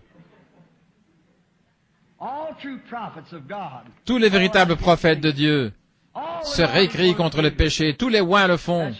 C'est vrai, ils le font. Et Dieu garde sa parole envers chacun. Il le fait toujours. Dieu vous prendra, c'est-à-dire vous recevrez chaque promesse si vous passez par la chambre de compensation pentecôtiste. Vous savez, si vous écrivez un chèque, ils ne le paieront pas tant qu'il n'est pas passé par la chambre de compensation. Il doit passer par la chambre de compensation et il est payé ensuite. Et lorsque vous dites que vous êtes repenti et que vous êtes prêt à passer par la chambre de compensation pentecôtiste, Dieu payera avec chaque don qu'il a promis. Amen. Essayez une fois Acte 2:38 et voyez si c'est sa chambre de compensation. Vous savez que Paul rencontra des gens dans Acte 19 qui n'avaient pas encore passé par la chambre de compensation. Eh bien, ils étaient dans une grande joie, mais lorsque Paul a dit « Avez-vous reçu le Saint-Esprit » après avoir cru, ils ont dit « Nous avons été baptisés ». Ils ont dit « Baptême de Jean », mais ça n'agira pas. Voyez-vous, vous devez passer par la chambre de compensation. Dieu a maintenant choisi sa banque pour payer ses promesses. Le jour de la Pentecôte, Pierre déclara « Ces promesses sont pour vous et pour vos enfants et tous ceux qui sont au loin, que Dieu les appellera. » Et lorsqu'ils ont rencontré Acte 2:38, Dieu honora le chèque. Il passa par la chambre de compensation, puis il revint. Alors ils commencèrent à parler en langue, à prophétiser, à magnifier Dieu. Lorsqu'un croyant signe son nom en tant que croyant et qu'il passe par la chambre de compensation pentecôtiste de Dieu avec le baptême du Saint-Esprit, Dieu paye chaque promesse. Sa banque est bonne, ses promesses sont réelles, tout ce qui est signé au nom de Jésus. Vous ne pouvez pas signer d'une autre manière. Ça ne marchera pas. Il ne connaît pas de titre, il connaît seulement le nom. Amen. Mais croyez-vous? Certainement. Oui, monsieur, son nom est la seule chose. Demandez tout ce que vous voulez. Demandez au Père en mon nom. Maintenant, n'allez pas y mettre là 4 ou 5 noms différents. Il ne connaît rien de cela. Le chèque va revenir. Vous aurez un faux, une imitation, mais chaque fois que vous passez par la chambre de compensation, que Dieu vous y laisse passer, vous recevrez ce que vous avez demandé. Si vous demeurez en moi et que mes paroles demeurent en vous, demandez ce que vous voudrez. Jean 15. Et cela vous sera accordé. C'est vrai. Alors vous avez l'onction. Vous êtes des messiettes. Des messiettes, des petits messies. Le même don qui était sur lui, il obéit à la parole et lorsqu'il vint pour accomplir la parole, alors Dieu, il était le Messie, il était Jésus lorsqu'il vint au monde. Mais quand le Saint-Esprit est descendu sur lui après son baptême, il fut oint avec Dieu. Dieu était en lui parce qu'il venait pour accomplir la parole. Lorsque vous venez à cet hôtel, venez ici pour accomplir la parole de Dieu. Venez sur l'invitation que vous avez reçue disant que celui qui veut vienne. Ne venez pas en disant, eh bien Seigneur, si tu me guéris de ce mal d'estomac, je crois que je te servirai. Ne venez pas ainsi. Venez lui dire, en disant que vous êtes une racaille, que vous ne valez rien, que vous désirez être rempli du Saint-Esprit et que vous ne valez rien du tout. Vous ne méritez rien, vous méritez de mourir et d'aller en enfer. Mais parce qu'il vous a invité à venir, dites Seigneur, je viens. Je n'apporte rien dans mes bras, je n'apporte rien, je m'accroche simplement à ta croix. Vous y êtes. Il va honorer cela alors. Il y a un bassin plein d'eau à l'étage là. Et voyez s'il ne prend pas soin de sa parole. Il le fait toujours lorsque ça passe par sa chambre de compensation. Lorsqu'un homme dit qu'il croit Jésus et qu'il accepte comme son sauveur personnel, Dieu lui donne un chèque. Et tout ce qu'il va demander au bas du chèque, il vous suffit de signer le nom de Jésus. N'en mettez pas un autre parce que ça ne marchera pas. Voyez, vous devez passer par la véritable chambre de compensation pentecôtiste. Et quand c'est le cas, votre chèque est reconnu et les promesses de Dieu sont toujours payées. Chacun de ces messiettes reçoit la contre-valeur en retour. Nous vivons dans les derniers jours, depuis le dernier âge, l'âge de la Odyssée. C'est un des âges les plus sombres depuis les âges sombres. C'est actuellement un âge plus hypocrite qu'alors. Il n'avait pas de lumière du tout, mais le crépuscule est une heure trompeuse. Chacun sait qu'en voyage, vous avez intérêt à ralentir un petit peu lorsque vient le crépuscule, n'est-ce pas vrai? Nous devons avoir un messager dans le crépuscule, le saviez-vous? Dieu l'a promis dans l'âge de la Odyssée. L'autre jour, dans la montagne, je lisais dans les Écritures. Le Saint-Esprit me dit d'aller vers un certain arbre, puis rester là car il voulait me parler. Je suis resté là une demi-heure sans qu'il me dise rien. Je me suis étendu sous ce chêne et j'ai dit, Seigneur, tu m'as parlé environ 1,5 kilomètre, disant de venir sur la montagne ici dans cette vallée, comme je l'appelle, et que tu me parlerais. Alors, il m'a montré Malachie, chapitre 4. Et je dis, car voici le jour vient ardent comme une fournaise et tous les hautains seront embrasés. Si vous voulez écrire, c'est Malachie 4. Il embrasera les hautains et les justes fouleront les méchants et ils seront comme la cendre sous la plante de leurs pieds. Et il dit, voici, je vous enverrai Élie le prophète avant que le jour de l'Éternel arrive. Ce jour grand et redoutable, il ramènera le cœur des pères à leurs enfants et le cœur des enfants à leurs pères. Et je dis, c'est juste, je crois cela. Jésus dit, lorsque les disciples lui posèrent une question à ce sujet, les disciples lui dirent, pourquoi donc les scribes, lorsqu'ils se réclamaient être le Messie, pourquoi disent-ils que Élie doit venir premièrement? Jésus a dit, il est déjà venu et vous ne l'avez pas reconnu. Ils comprirent alors qu'il leur parlait de Jean-Baptiste. Combien ont entendu parler de ça? Vous lisez tous la Bible, Jean-Baptiste. Et souvenez-vous qu'il n'était pas l'Élie des derniers jours dont il a parlé, parce que le monde n'a pas brûlé et le millénium commençait. Regardez les Écritures, soyez attentifs maintenant. Ouvrez vos Bibles à Malachie 4, une minute. Regardez. Je ne savais pas auparavant. Je n'essaie jamais d'apporter quelque chose tant que le Saint-Esprit ne l'a pas révélé. Regardez Malachie 4. Je vous enverrai Élie le prophète avant que le jour de l'Éternel arrive, ce jour grand et redoutable où il brûlera la terre. Et il ramènera le cœur des pères à leurs enfants et le cœur des enfants à leurs pères. Regardez. La première fois qu'Élie est venu, il a ramené le cœur des pères, des vieux patriarches, ces vieux juifs, voyez, à la fois des enfants qui venaient de le recevoir, croyant qu'il était le Messie qui devait venir. Ramener le cœur des pères à leurs enfants et une conjonction, reliant les deux phrases, lorsqu'il viendra la deuxième fois, le cœur des enfants à leurs pères pentecôtistes. Alléluia! Vous y êtes! Ainsi, comment la lumière du soir peut-elle être autre chose qu'un retour aux actes? C'est vrai. Et il a dit que cela arriverait avant que la terre soit brûlée comme dans une fournaise et que les justes marchent sur les cendres des méchants. Oh frère, nous attendons la venue d'une lumière. Elle est ici et souvenez-vous, quand cet Élie viendra, je vais vous le décrire un peu. Lorsqu'Élie viendra, ce sera le messager à l'âge de l'église de Laodicée. Nous voyons qu'Élie vient avant. Souvenez-vous qu'Élie fut celui qui fut enlevé sur un char sans jamais goûter à la mort. Et le message de ce grand messager qui viendra à la fin, dans l'âge de l'église de Laodicée, sera celui qui amènera l'église à l'enlèvement, exactement. Il fut lui-même enlevé et il viendra avec l'église à l'enlèvement. Et souvenez-vous, je vais vous donner la description de cet homme. Ce sera un misogyne. Certainement, regardez Élie et Jézabel. Regardez Jean et Hérodias. Oui. D'autre part, il sera fermement contre les dénominations. Regardez Élie. Regardez Jean, ne prétendez pas dire en vous-même, nous avons Abraham pour père, car de ces pierres, Dieu peut susciter des enfants à Abraham. Il haïra les dénominations, il haïra les femmes immorales. Ce sera un homme de la nature, vivant dans la nature, qui viendra avec son message.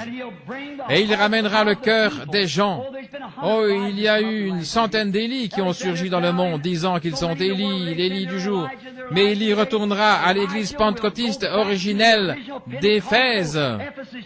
Et il apportera ce même message aux gens avec les signes du Messie. La Bible le dit.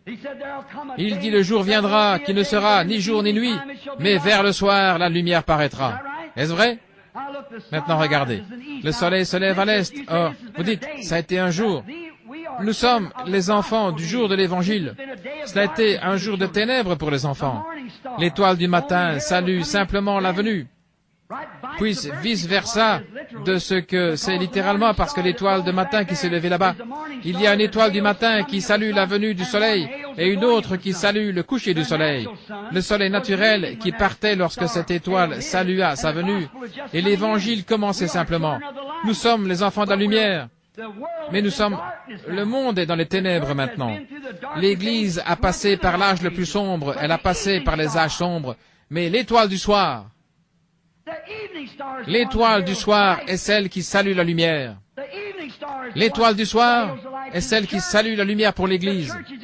L'Église a vécu en étant une minorité, juste un petit groupe. Mais finalement, le jour viendra où cette trompette de Dieu sonnera et un jour éternel se lèvera. Le point du jour arrive, et ce glorieux Esprit de Dieu qui viendra sur quelqu'un en ces derniers jours, qui proclamera ce message, ramènera le cœur des enfants au Père pentecôtiste. Et comment le livre des Actes a-t-il été écrit? Commencez à le lire. Regardez comment nous l'avons contaminé avec toutes sortes de choses stupides. Mais un jour, quelqu'un va venir, une lumière avant la fin, cette porte ouverte qui est placée devant l'Église. Observez, voyez si ça n'arrive pas un de ces jours. Dieu enverra Élie. Aussi sûr que je me tiens à cette chair, il l'enverra. Et cet Élie va secouer les gens et les ramener directement à la doctrine pentecôtiste originelle. Maintenant, commencez à la Pentecôte et voyez comment c'était. Voyez ce qu'ils ont fait. Voyez si ce sera le fait de se serrer la main. Ce sera un retour au commencement. Lorsque Pierre a prêché là le jour de la Pentecôte et qu'ils furent tous remplis du Saint-Esprit et parlaient en d'autres langues, cet homme disait, « Que ferons-nous » Pierre dit, « Repentez-vous et que chacun soit baptisé au nom de Jésus-Christ pour la rémission de vos péchés et vous recevrez le don du Saint-Esprit.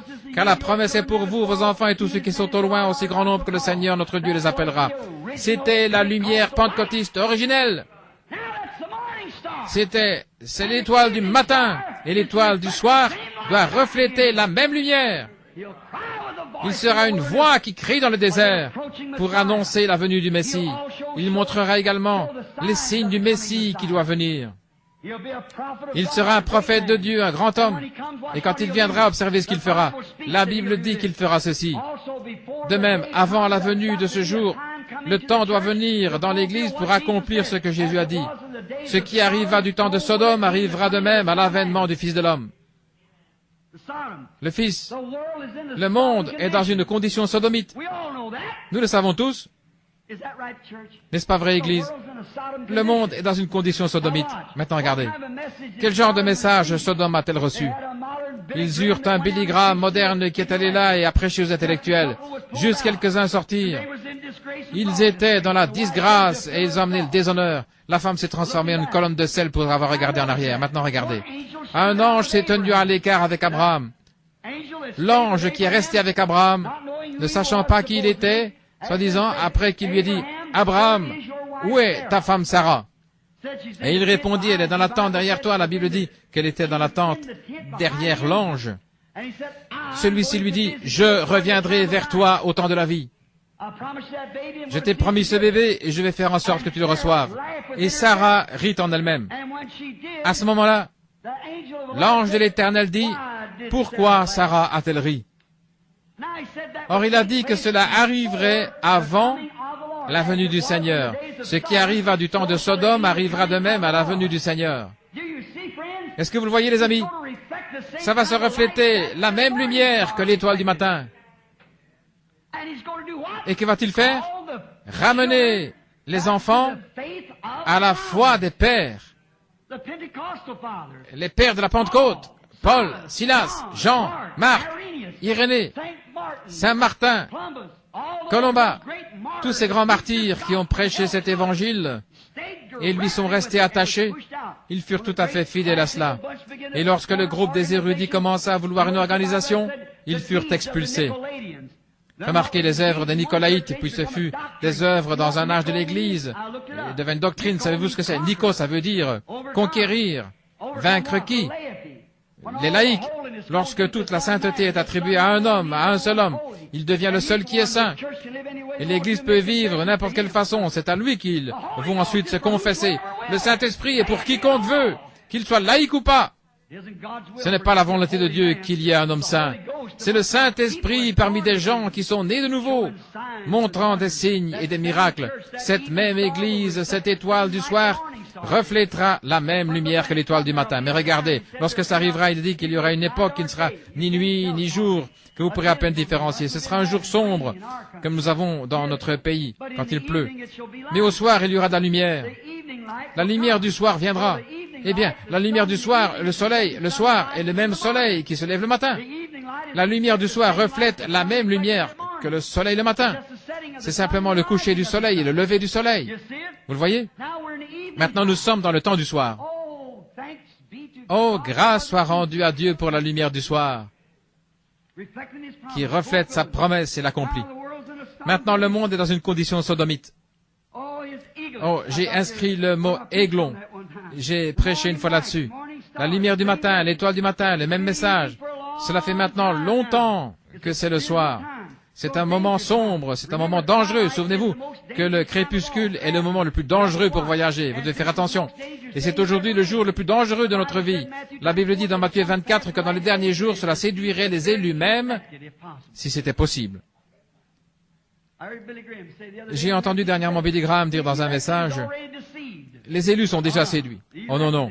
Les élus ne seront pas séduits. Non, non. Ils ne seront pas. Non. Les membres de l'Église, oui, mais pas les élus. Ils furent choisis dès avant la fondation du monde. Ils ne peuvent pas être séduits. C'est impossible, dit Hébreux 8. Ils ne seront pas séduits. Mais ce temps du soir est un temps dangereux pour l'Église. Parce que regardez, ils iront à l'église et seront presque exactement comme les croyants pentecôtistes. Ils pousseront des cris, danseront, parleront en langue et tout le reste, si proches que cela séduirait les élus même si c'était possible. Mais souvenez-vous, la seule façon vous permettant de savoir que vous êtes dans le vrai, c'est de suivre le conducteur. La parole, elle apporte l'absolue vérité, voyez. Restez avec le conducteur. Soyez simplement remplis. Oui, monsieur. Maintenant, nous voyons que cette église de Laodicée, l'âge de l'église dans lequel nous sommes maintenant, si vous voulez le lire dans Apocalypse 3, nous voyons ce qui s'est passé quand ce message est censé être apporté. L'église était tellement mondaine et organisée au point qu'elle en a chassé son Dieu. Le passage de l'écriture le plus pathétique que j'ai jamais vu, c'est Apocalypse 3, lorsque dans l'âge de l'église de Laodicée, Jésus se trouve à l'extérieur de sa propre église, frappant pour essayer d'entrer à nouveau. Lors de la première église, il marchait parmi les 7 chandeliers d'or, les âges de l'église. Mais dans celui de Laodicée, il est à l'extérieur, essayant de rentrer dans sa propre église. Cela montre ce que cet âge lui a fait. Ils se sont organisés au point de le faire sortir. En s'organisant, ils ont mis dehors sa doctrine et sa Bible. Ils ont un livre de credo, de philosophie, etc., qu'ils lisent et acceptent à la place. Ils ont des confessions froides au lieu de laisser Dieu entrer et faire d'eux des messiettes, de leur donner le baptême du Saint-Esprit et de montrer des signes et des miracles. En s'organisant, ils ont mis tout dehors, ils ont mis ces choses de côté. Maintenant, il est à l'extérieur, essayant de rentrer à nouveau. À la porte, voici, je me tiens à la porte et je frappe. Dans cet âge de l'église de Laodicée, il essaye d'entrer à nouveau dans sa propre église d'où ils l'ont chassé. N'est-ce pas pitoyable? C'est la chose la plus pathétique à laquelle je puisse penser. De voir le Seigneur dans sa propre église, après avoir donné sa vie pour elle, agir comme il l'a fait, envoyer la lumière à l'église, et lui dire ce qu'il a fait, puis ensuite être rejeté et poussé à l'extérieur. Ils ont accepté quelque chose, un credo. Et le voilà à l'extérieur, essayant d'entrer. Maintenant, laissez-moi juste dire ceci pour terminer parce qu'il se fait tard. J'ai encore 20 références, mais je n'y arriverai pas. Laissez-moi dire ceci. Avez-vous remarqué, à l'extérieur de l'église, est-ce que vous écoutez? Dites Amen. À l'extérieur de l'église, essayant d'entrer. Souvenez-vous que ceux qui se trouvaient à l'intérieur de la dénomination ne l'ont jamais vu. Ce sont ceux à l'extérieur qui l'ont vu. Ils ont entendu qu'on frappait, mais ils ne l'ont pas vu. C'est ainsi aujourd'hui. L'homme qui va à gauche et à droite aujourd'hui en disant « Eh bien, je n'ai jamais rien vu de ça, je suis allé là, je n'ai rien vu. » Vous voyez, il ne peut pas voir. Il est organisé tellement qu'il ne peut rien voir. Mais si une fois vous pouvez vous libérer suffisamment pour sortir et regarder qui se tient dehors en train de frapper, et qui est celui qui fait ces choses, voyez-vous ce que je veux dire? Allez à l'extérieur, à l'extérieur. Ne soyez pas si organisés, parce qu'alors vous ne pouvez rien voir. La seule chose que vous voyez, c'est votre dénomination. Mais si vous allez à l'extérieur, vous allez voir Jésus dans toute sa gloire et sa miséricorde, essayant d'entrer dans son peuple. Oh, je le regarde ce tenant-là. Je parlais du Messie, des Messiettes. Ils sont la lumière de l'Église aujourd'hui, la lumière du monde. Jésus a dit aux disciples, vous êtes la lumière du monde. Vous êtes une chandelle placée sur une colline. Une lumière qui peut être vue de partout. Nous sommes la lumière. Si nous le sommes, nous reflétons sa lumière du Messie, le signe du Messie qui suit les Messiettes comme il suivit le Messie. Il y a quelque temps, dans votre belle église, je crois que j'ai prêché sur le sujet, pareil à l'aigle qui éveille sa couvée, qui voltige sur ses petits. Je crois que j'ai prêché là, l'aigle qui éveille sa couvée. J'aime observer les grands aigles. Vous savez, ce Père, Dieu s'est appelé lui-même un aigle, vous savez. Il a appelé ses prophètes des aigles, certainement.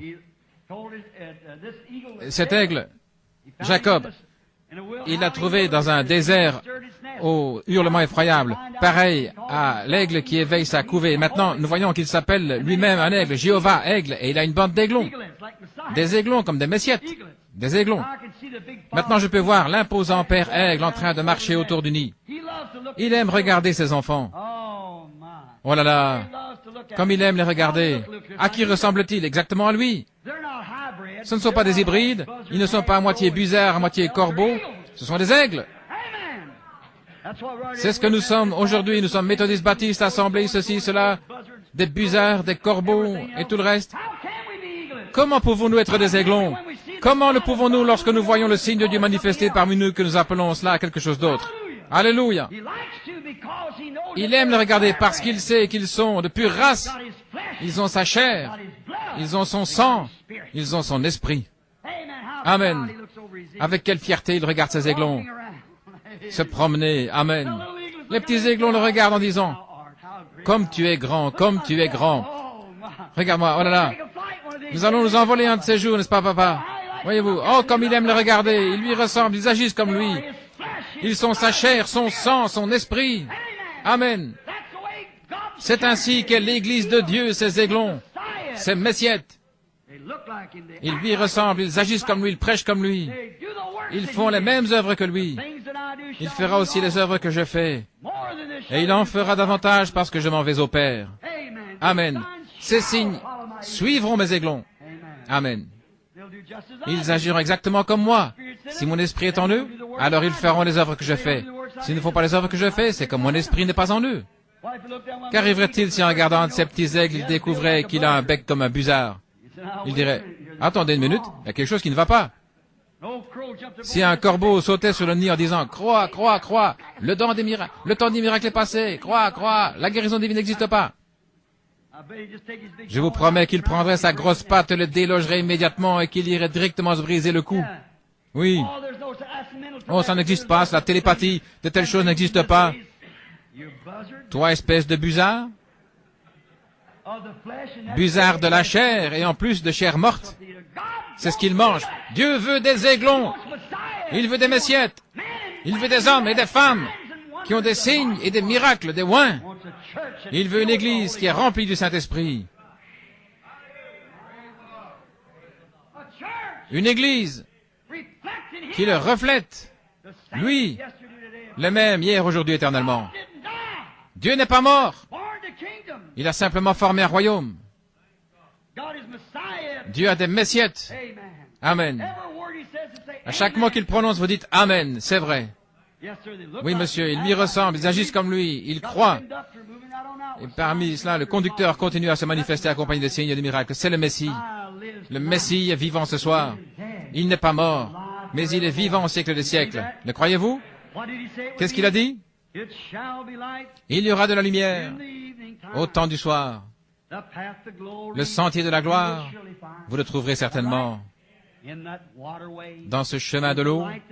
Et la lumière aujourd'hui, ensevelie dans le précieux nom de Jésus. Jeunes et vieux, repentez-vous de tous vos péchés. Le Saint-Esprit entrera sûrement. La lumière du soir est venue. C'est un fait que Dieu et Christ sont un. L'homme fut fait pour être un Dieu. Et Dieu fut fait pour être un homme. Un Messie, le grand Jéhovah, habita dans un corps humain et fit ce corps comme le sien afin qu'il puisse avoir un corps humain et être ainsi un Messiette pour gouverner sa terre et en avoir le contrôle. Amen. Les œuvres que j'ai faites, ils le feront aussi. Oh, j'aime cela. Jéhovah se promène sur son trône en disant, ce sont mes aiglons. Ils sont chair de ma chair et eau de mes os. Ils sont nés de mon esprit et lavés dans mon sang. Amen. Ils m'appartiennent. Ils m'appartiennent. Tout ce que je leur dis, ils le croient. Pourquoi? Ce sont des aigles. C'est ce qu'ils sont. Ce sont des aigles comme moi. Je suis un aigle. Ce sont des petits dieux, tandis que je suis le grand Dieu. C'est vrai. Je suis Jéhovah, papa. Et ce sont mes enfants. Et il a promis que ces choses arriveraient. Maintenant, si nous sommes des enfants de son royaume, ces signes devraient se faire connaître parmi nous. N'est-ce pas vrai? Or, nous pouvons en parler, en discuter et rester là toute la nuit. Mais cela marchera-t-il? C'est la chose suivante. C'est la chose suivante. Si ça marche, alors c'est vrai. La parole de Dieu a promis dans Saint Jean 14, 12, « Celui qui croit en moi fera aussi les œuvres que je fais. » Est-ce que c'est vrai? Je ne le crois pas, vous? Très bien, inclinons la tête.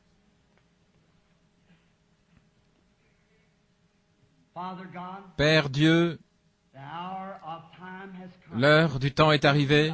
Nous réalisons qu'il n'y a pas moyen pour nous de trouver quoi que ce soit, aucun endroit où aller, si ce n'est à Jésus. Nous sommes à la fin des temps et nous voyons toutes ces choses arriver. Nous voyons notre nation en faillite. Nous voyons notre monde en faillite. Nous voyons le communisme répandre un esprit impie qu'on appelle le rideau de fer. Et nous en voyons un apparaître là, en Chine, le rideau de bambou, puis nous en voyons un autre, le rideau de pourpre, le rideau romain, en train de prendre possession du monde. Maintenant, Père divin, nous te prions de nous permettre de nous rappeler ceci, c'est que ces choses sont tes promesses. Tu nous as promis ces choses au temps du soir. Nous sommes si contents de voir que tu fais que ta parole s'accomplisse dans nos vies. Nous te prions, Père, de susciter une faim et une soif. Maintenant, je te prie, prendre ces mots décousus ici et de les révéler au cœur des gens, afin qu'ils réalisent que Dieu est une puissance. Il est une puissance. Christ était la plénitude de Dieu. Il était Jéhovah oint. Il était le corps oint de Jéhovah, Jésus de Nazareth. Dieu était en Christ, réconciliant le monde avec lui-même. Et il est mort afin de sanctifier cette race humaine déchue et de les ramener à leur position de fils de Dieu pour être des oints du Saint-Esprit, pour sortir en reflétant son royaume jusqu'à ce qu'il soit complètement revenu à travers les 7 âges de l'Église. Et dans les derniers jours, nous le trouvons à l'extérieur de sa propre Église essayant d'entrer. Mais il a promis qu'il enverrait la lumière en ce temps-là. Et nous l'avons trouvé, Seigneur. Nous l'avons trouvé et nous voyons que c'est un conducteur correct parce que nous avons connecté la parole que nous croyons avec le Dieu du ciel qui l'a promis. Et le courant qui a accompli les premiers signes est revenu et accomplit les mêmes signes messianiques. Alors, Père, nous savons que la parole que nous appelons le conducteur est juste parce qu'elle produit chaque promesse. Nous te remercions, Père. Nous te prions de sauver les perdus, de guérir les malades, de remplir du Saint-Esprit ceux qui le désirent et d'encourager ton Église. Alors que nous continuons à nous attendre à toi, Seigneur, dans le service de guérison, nous te remettons ces gens et tout au nom de Jésus. Amen.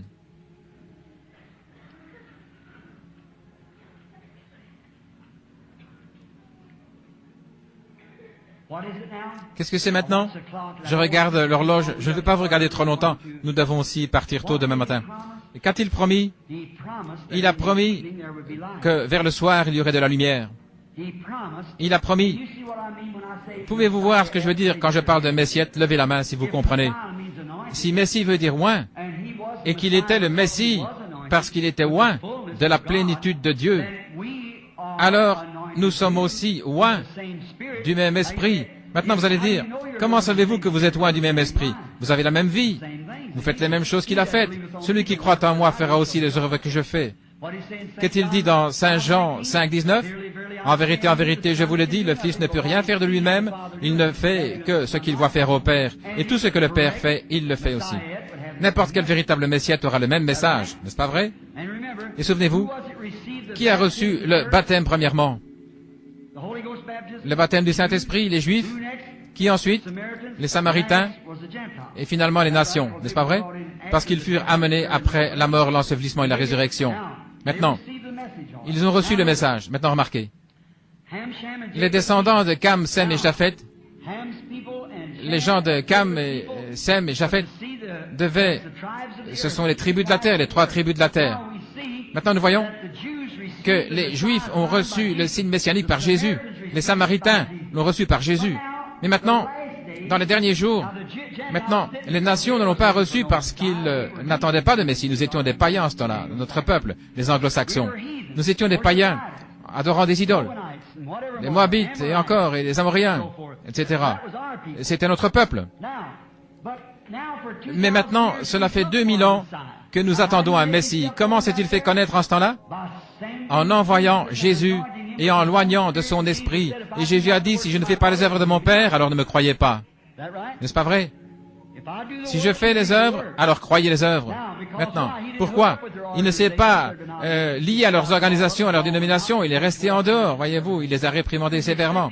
Ils disent qu'il a déchiré ses églises, tout le reste. Pourriez-vous vous attendre à ce que son esprit fasse autre chose? Il fera la même chose, il ne peut pas changer, il est Dieu. Nous pouvons changer, notre nature humaine peut changer, mais Dieu ne peut pas changer, il doit rester le même. Il est infini. Nous sommes limités. Ainsi, il ne peut pas changer. Ainsi, lorsqu'il viendra à son église dans les derniers jours, qu'est-ce que ce sera? Un groupe de gens appelés à sortir des gens oints de l'Esprit de Dieu. Ce seront des messiettes. Oui. Ils seront des oints. Et si son esprit est en eux, ils feront les choses qu'il a faites. Exactement. N'est-ce pas vrai? Alors, si nous disons, si nous pouvons prendre cela et relier la parole à la dynamo, et que le courant arrive en disant que c'est juste, alors vous avez une connexion. Si vous le reliez et que rien ne se passe, vous avez un isolateur quelque part. Vous avez un fil brisé quelque part. Voyez. Mais connectez-le à la dynamo, et si le courant passe, vous avez alors un conducteur direct. Vous avez un conducteur. Et si vous voulez le croire ainsi, je vous dirai de quelle manière je l'ai reçu. Je suis venu simplement, comme le dit la Bible. Je n'ai jamais changé pour aucune dénomination. Ma propre église baptiste m'a mis dehors parce que je ne voulais pas ordonner une femme prédicateur. Ce n'est pas scripturaire, ce n'est pas juste. Je leur ai dit, vous feriez aussi bien de me mettre dehors parce que tôt ou tard, vous devrez le faire. Ainsi, je vais m'en aller avant que vous le fassiez. Puis au sujet de beaucoup de ces choses d'aujourd'hui, lorsque je n'étais qu'un jeune homme, avant que j'entende parler d'unitaire, binitaire, 3 dieux, 4 dieux, quel que ce soit, je croyais qu'il y avait un seul Dieu et que son nom était Jésus. Et je fus baptisé au nom de Jésus-Christ par un prédicateur de l'église baptiste missionnaire parce que je lui avais demandé. Et je l'ai prêché depuis ce moment-là. Il n'y a pas de passage dans la Bible. Apportez-moi un passage où quelqu'un a été une fois baptisé dans les titres de Père, Fils et Saint-Esprit avant que l'église catholique soit organisée dans ces titres. Ou lisez dans l'histoire jusqu'à ce que l'église catholique soit organisée. C'est un credo catholique. C'est un credo catholique et tout homme baptisé ainsi n'est pas baptisé dans l'église du Dieu vivant. Ils sont baptisés dans l'église catholique, c'est leur credo. Montrez-moi dans les Écritures, montrez-moi par l'histoire où quiconque l'a fait en dehors de l'église catholique. Luther l'a fait ressortir et Wesley après lui pour en arriver maintenant à ceci. À chacune de ces églises, il a dit, tu n'as pas renié mon nom. Mais lorsqu'il est arrivé à cette église de Thyatire, il a dit, tu as un nom d'être vivant, mais tu es mort. C'est ça. Je ne veux pas dire que le baptême d'eau au nom de Jésus vous sauve, mais c'est le baptême chrétien correct. Vous êtes sauvés par la foi. C'est vrai, à travers Christ. C'est vrai. Mais c'est le baptême correct. C'est ainsi que vous serez baptisés. Exactement. Vous devez l'être pour garder l'ordre de la Bible. Vous devez être baptisés ainsi. Puis lorsque vous avez reçu le Saint-Esprit, que la puissance vient sur vous, alors vous ferez exactement la même chose que Jésus, parce que c'est son esprit en vous. Si ce n'est pas le cas, il y a quelque chose qui ne va pas. C'est vrai. Oh, gloire. Oh, je me sens comme si j'allais parler en langue moi-même maintenant. Vous savez, la première fois que j'ai parlé en langue, j'étais dans l'église baptiste en train de prêcher. J'étais sur l'estrade en train de prêcher aussi fort que je le pouvais, et je me suis mis à sauter au milieu du couloir en prononçant quelques mots dans une langue inconnue sans savoir ce que je disais. Et je regarde autour de moi et toute l'assemblée tendait le cou pour voir ce qui se passait. Quelque chose m'a dit. Je suis un rocher dans une terre aride et un refuge dans la tempête. C'est la première fois que je parlais en langue. Oh là là. Je savais qu'il y avait quelque chose de réel quelque part que je ne connaissais pas. J'ai continué à chercher jusqu'à ce que je le trouve. J'ai continué à avancer. J'ai tout vendu pour acheter cette perle de grand prix. Oh, peu importe si la Bible le dit, je le crois. Peu importe combien d'organisations ou de gens disaient ceci ou cela, c'est la parole de Dieu et c'est la vérité et je resterai avec elle. C'est tout. Et la seule façon qui vous permettra de faire cela, c'est de rester parole pour parole avec la Bible. J'ai prêché l'autre soir sur 4 êtres vivants. Et ce n'était pas des animaux, parce que le mot dans l'Apocalypse au chapitre 4, désignant ces êtres vivants, est Zoon, Z2ON, ce qui signifie créature vivante d'Apocalypse 11 et 17. C'est un mot tout à fait différent, et qui signifie une bête sauvage. Mais ceux-là, c'était des créatures vivantes. C'était des chérubins, comme ceux qui étaient à la porte, gardant le lieu saint. Nous le voyons dans Ézéchiel, chapitre 1er. Lorsque la lumière ambre de Dieu, l'arc-en-ciel et la gloire de Dieu se trouvaient là. Et nous en avons une photo. La même chose qu'ils ont vu là-bas, nous en avons une photo. Et c'était juste là, dans la salle, et la lumière photographiée est exactement semblable à celle que vit Ézéchiel. Ézéchiel 1, 26 à 28, nous pouvons vous montrer la photo de la gloire de Dieu telle qu'il la vit. Maintenant, vous voyez que l'appareil photo peut parfois voir des choses que l'œil ne voit pas. C'est vrai. Ils l'ont vu, tandis que les humains ne le voient pas. Mais notre vue devient si obscurcie, alors que nos yeux devraient être de saints capteurs de lumière, mais ils sont enfumés par des bêtises, dénominations et différentes choses. Nous ne pouvons pas voir plus loin que le bout de notre nez. Nous ne voyons pas ces choses là-bas. Le Saint-Esprit est ici, aujourd'hui, il est le même, hier, aujourd'hui, éternellement. Et c'est la même puissance, les mêmes signes, les mêmes miracles, le même Dieu, le même baptême, le même Saint-Esprit, tout est pareil. Parce qu'il ne peut pas changer. Amen. Très bien. Je crois qu'il a distribué les cartes de prière à la lettre A, n'est-ce pas? Frère Branham commence maintenant à prier pour les malades. Plainly, not guesswork, but really know what it is. Now, fill it out. And now, he has already, now, let's take a sick person. Somebody raise up your hand that's sick. It's never put foot on this earth until the church is gone. How many knows that? We which are alive remain shall not prevent or hinder them which are asleep. The trumpet of God shall sound. We'll rise, be caught up and meet him in the air. That's right. Then he returns back to make himself known to like Joseph did to his brethren, 144,000, but the church is raptured and gone in. Remember, when Joseph made himself known to his brethren, his wife and all of us in the palace, no Gentiles around. He dismissed them all. And so the church age dismisses at the 3rd chapter. John was caught up, representing the church, and from there to the 19th, she doesn't appear again till she comes be wed with her bridegroom. Now, it's the going of the Jews from the 4th on in, the outcome of the Jews. Now, if Christ comes and shows himself alive tonight, now, if I have said right that he was Messiah, and the believers, that means he's the anointed one, and we have his anointing, won't the same anointing perform the same thing each time? I love you. Brothers, it's going to be too late to talk to you like that at the judgment. When you're left, I want you to be ready. I don't know when he's coming.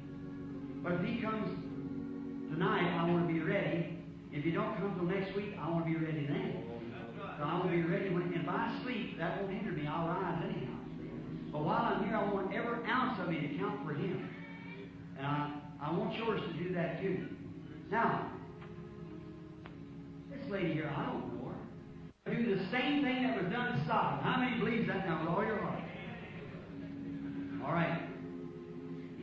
Now I believe, now remember, so that you won't get the human part into it, God only works through man. How many knows that? Man is God. That's the reason Jesus was God. That's God was worked through a man. Is that right? Reconcile the world to himself. Now, he was Messiah, then you and I become Messiahs, or little Messiahs, because we're anointed with the same Spirit. A grammar school education, I don't know nothing. Only thing I know, I'm saved. That's all I know. I know Jesus Christ is the Son of God. He's my Savior. I believe. I believe he was God, made manifest in flesh. I believe he died, rose again, and come back in the form of the Holy Spirit to anoint the church. I believe every word of that Bible is the truth. God's given you faith to make an answer. I've seen happen since I left you all, just around maybe 20, 30 calls a day in different places, and they're at home. It would make some mighty fine books. It sure would. But we don't see anything about it. Just now and then to the church. We don't broadcast it out. Jesus said, tell no more. This is for the church. It's for the believers. Now, if you're a believer, now you see if the Holy Spirit will move. And if it will, how many of you will believe with all your heart? If it'll do the very same thing it did when it was on a man called Jesus of Nazareth, you believe that Messiah is true. Brother, but it's his Spirit. I'm a sinner. But it's his Spirit that has to work through somewhere. He's got to have somebody to work through. Elijah was a man subject to like passions as we are. Is that right? He had his ups and downs. His temper got up in his indignation. He's just like I was, and you are. But he prayed earnestly. He was the prophet. He prayed earnestly and shut the heavens. Walked around and said, rain or dew will not fall, but I call for it. He had an answer. That's the reason I'm standing here tonight before this woman. God promised. And I believe God. I've seen a vision. How many heard him tell that before he went to Finland? Look here at your hands. Brother Jack was standing out there when it happened. A little boy killed just exactly what? Just exactly what you wrote down the fly leaf of our Bible. There he come back to life. The little spirit gone out. The land of the dead. God called it back. See, a mental power of a man to kick back a glass, a sinner is made up to be that. Let God come in there and go back and bring the dead back. See? It's his promise. First you find the will of God, then do it. But say it ain't God's will ever. It is God's will. We done seen it done. I've seen it done about 5 different times, and I know it's true. Now, here's the same thing in an amateur way. Like Jesus did, speak to the woman. Day before yesterday, this man came up to my house and stood there and he said, I started out the gate. I was going to send him more dogs, Brother Mercer. He said, Brother Branham. I said, yeah. He said, could you help me? I said, well, if you go, something said, take it in the house. As soon as you sit down, I said, don't tell me who you are, I'll tell you. Started off like that and told him all the Holy Spirit getting revealed to him all of his life. He said, that's right. That's right. He said, sir, that's right. I said, you don't live here, you live in Madison. You've been down in Evansville, Indiana, and I've got a bunch of a cult down there, didn't you? Yeah. Bible school, he thought it was. He said, mercy goodness, man, how do you know that? And so when I said, say, I don't understand that. And I said, was you ever at one of my meetings? He said, I never know your name till just about 25 minutes ago. Some man told me when I was passing through Louisville, come over here, a man named Mr. Sandy. He said, I never know your name. I said, well, that's my ministry. He said, if I understand it right, Jesus was talking to his disciples and know what was in their heart.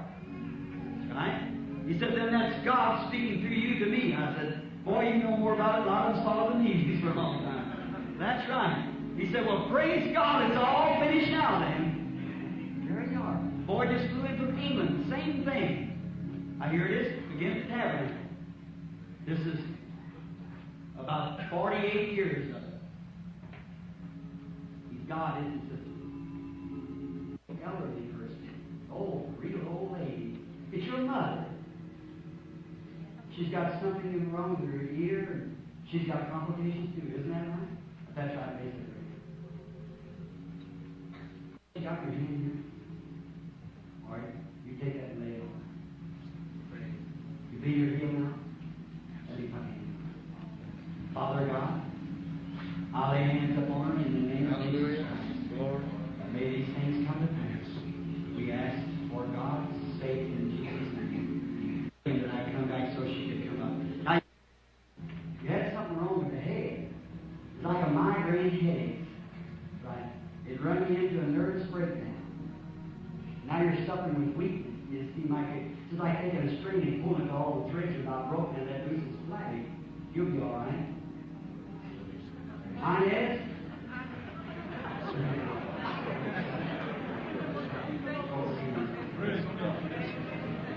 There praying lady with your arms folded, got trouble with your lungs. That's right. I kept seeing two women, I wonder where the other was at. Or you touched him. Raise up your hand and say, I accept my healing. All right. Well, you out. There two got ear trouble. If you just believe with all his heart, yeah, all right. Receive your healing. Go aren't you, sister? Got a bad stomach, haven't you? That's what your nervousness did. Made you have stomach trouble. You said, Brother Branham, you guessed nervousness.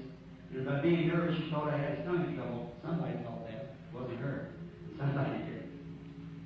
I guessed it. Would you like God to heal your sister-in-law too? You would? You believe she can tell what's wrong with her? Diabetes is not going to believe. Messiah, moving among us. He's in you out there also. Your daughter both suffering with thyroid trouble. If you believe with all your heart, Jesus Christ made you well. Amen. Bad fixes. Bedridden. I tell you, the thing you need is Christ in your heart. You need to be a Christian, accept Christ as your Savior. That's a lot of confidence in the sinner to walk up against a gift like that to have mercy on their mother, no doubt what God will. Believe Him right now for your salvation. There you are. Watch your trouble is.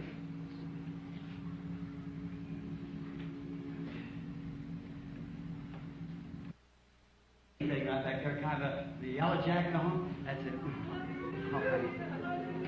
I see her here before, and I see that light hanging here, and then look down again there. All right, He heals you then, sister. Your mouth looking at me and saying, praise the Lord, like that. You got trouble with your mouth, with your face. Isn't that right? That's right, raise up your hand. All right, Jesus makes you well. Go home and believe it. Isn't He wonderful? He's the Lord. Lead Him, make Him well. Little grandson got a growth on top of his head. Miss Pearson, go believe with all your heart. You are the Lord Jesus. We love you. We know your anointing is here. Why, it's just everywhere, Lord. I pray that the people will receive you just now as their Savior and as their healer. Grant it, Lord, through Jesus' name. Have your heads bowed just a minute. A while ago, stop the prayer line. The prayer line's coming on. I'll come kneel down here just a minute, will you? If you believe in the Messiah, believe that that Jesus died and rose again, come here and stand right here before me here at the altar just a moment and pray. God bless you, sir. Rest of you now. You that want to accept Christ as your Savior, come on up here. Come, sinner friend. Come to Christ now, the only hope, the only chance. The evening lights are shining. Come while it's day, while you can come. They're all sinking, they're gone. The day is finished, the night's far spent, the evening's far, day's far spent, night's growing on. Even the evening stars shedding forth its light. What twilight, the danger time. Don't stay in your seat. Come up here. You without Christ. You that wants to know Him as your Savior. Come up here and kneel down while He's healing the sick people. He heals both soul and body. Pray, you people that's got the Holy Ghost, while these sinners are sobbing here at the altar. Pray, may God help you. A young lady like you is nervous. You believe He'll heal that nervousness? You had all your life. You believe He'll make you well? Let me say that. I believe the Holy Ghost is here. I believe the anointing. Oh, Jesus, this poor young girl bound with this devil of oppression. Come out of her, Satan. I adjure thee by the living God, believe her. You can't keep her any longer. Depart from her. You're going to be well. Don't believe her, Lord. But if you believe that God will heal your heart, make you well, I'll lay my hands upon my sister in the name of Jesus Christ for her to be healed. In Jesus' name I ask it. Amen. I'll lay my hands upon sister in the name of Jesus Christ. May she be healed. Amen. Believers in here. Well, fine. Now, while I'm praying for, how many wants to be prayed for? Raise up your hand. All right? Now, I want you to lay your hands on one another while I'm praying here. Just lay your believers. The Holy, you're just as much Messiah as anyone else is if you're a believer. Is that right? These signs shall follow what? Them? T-H-E-M, plural. That believe. Is that right? If they lay their hands on the sick, they shall recover. Is that right? All right, just bow your heads and be praying for one another now while I'm praying for you in the church. Where is Brother L.C.? Well, you certainly lost a lot of weight from when I seen you several years ago. I ate at your house one day. I don't know what you're here for. You know that. But it might help me if I just talk to you. Would it? Because I know you so well. It might help me if I talk to you saying I know you. Elsie and I went out and got catfish. You cooked it. That's all I'm doing. I appreciate it. Y'all got your spirit now? You know something takes place now. I caught your spirit. You had a lot of trouble. You've been in a hospital or something. You've been asleep. That's right. You got complications. Just broke down, nervous, trouble with your ears, and that's right. Real nervous and broken down. You believe I can take it all of you by the name of Jesus Christ? Thou devil that tries to hold this godly woman, I challenge thee in the name of Jesus Christ to depart from her. I set her free in the name of Jesus Christ. Be well.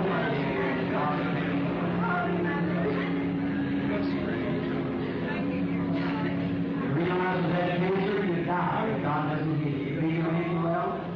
I'll lay hands upon this woman and challenge this devil in Jesus' name to come from her. Amen. I'll lay hands upon this woman and challenge this devil in the name of Jesus Christ to come out of her. Amen. That does it. That makes it right. Something has happened to you, didn't it? You stand there and you felt all thrilled about it, didn't you? That's your back, is it?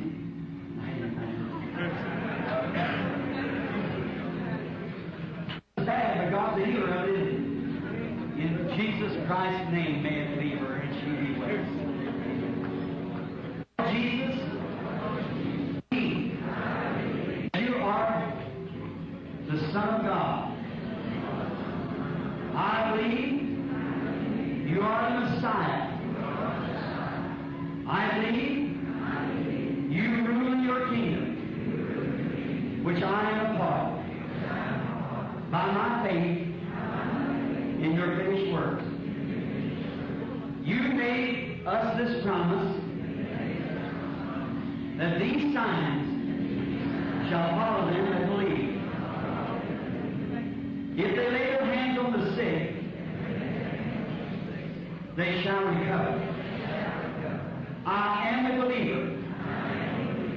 Forgive my unbelief. A believer has their hands on me. I am praying for that believer. That believer is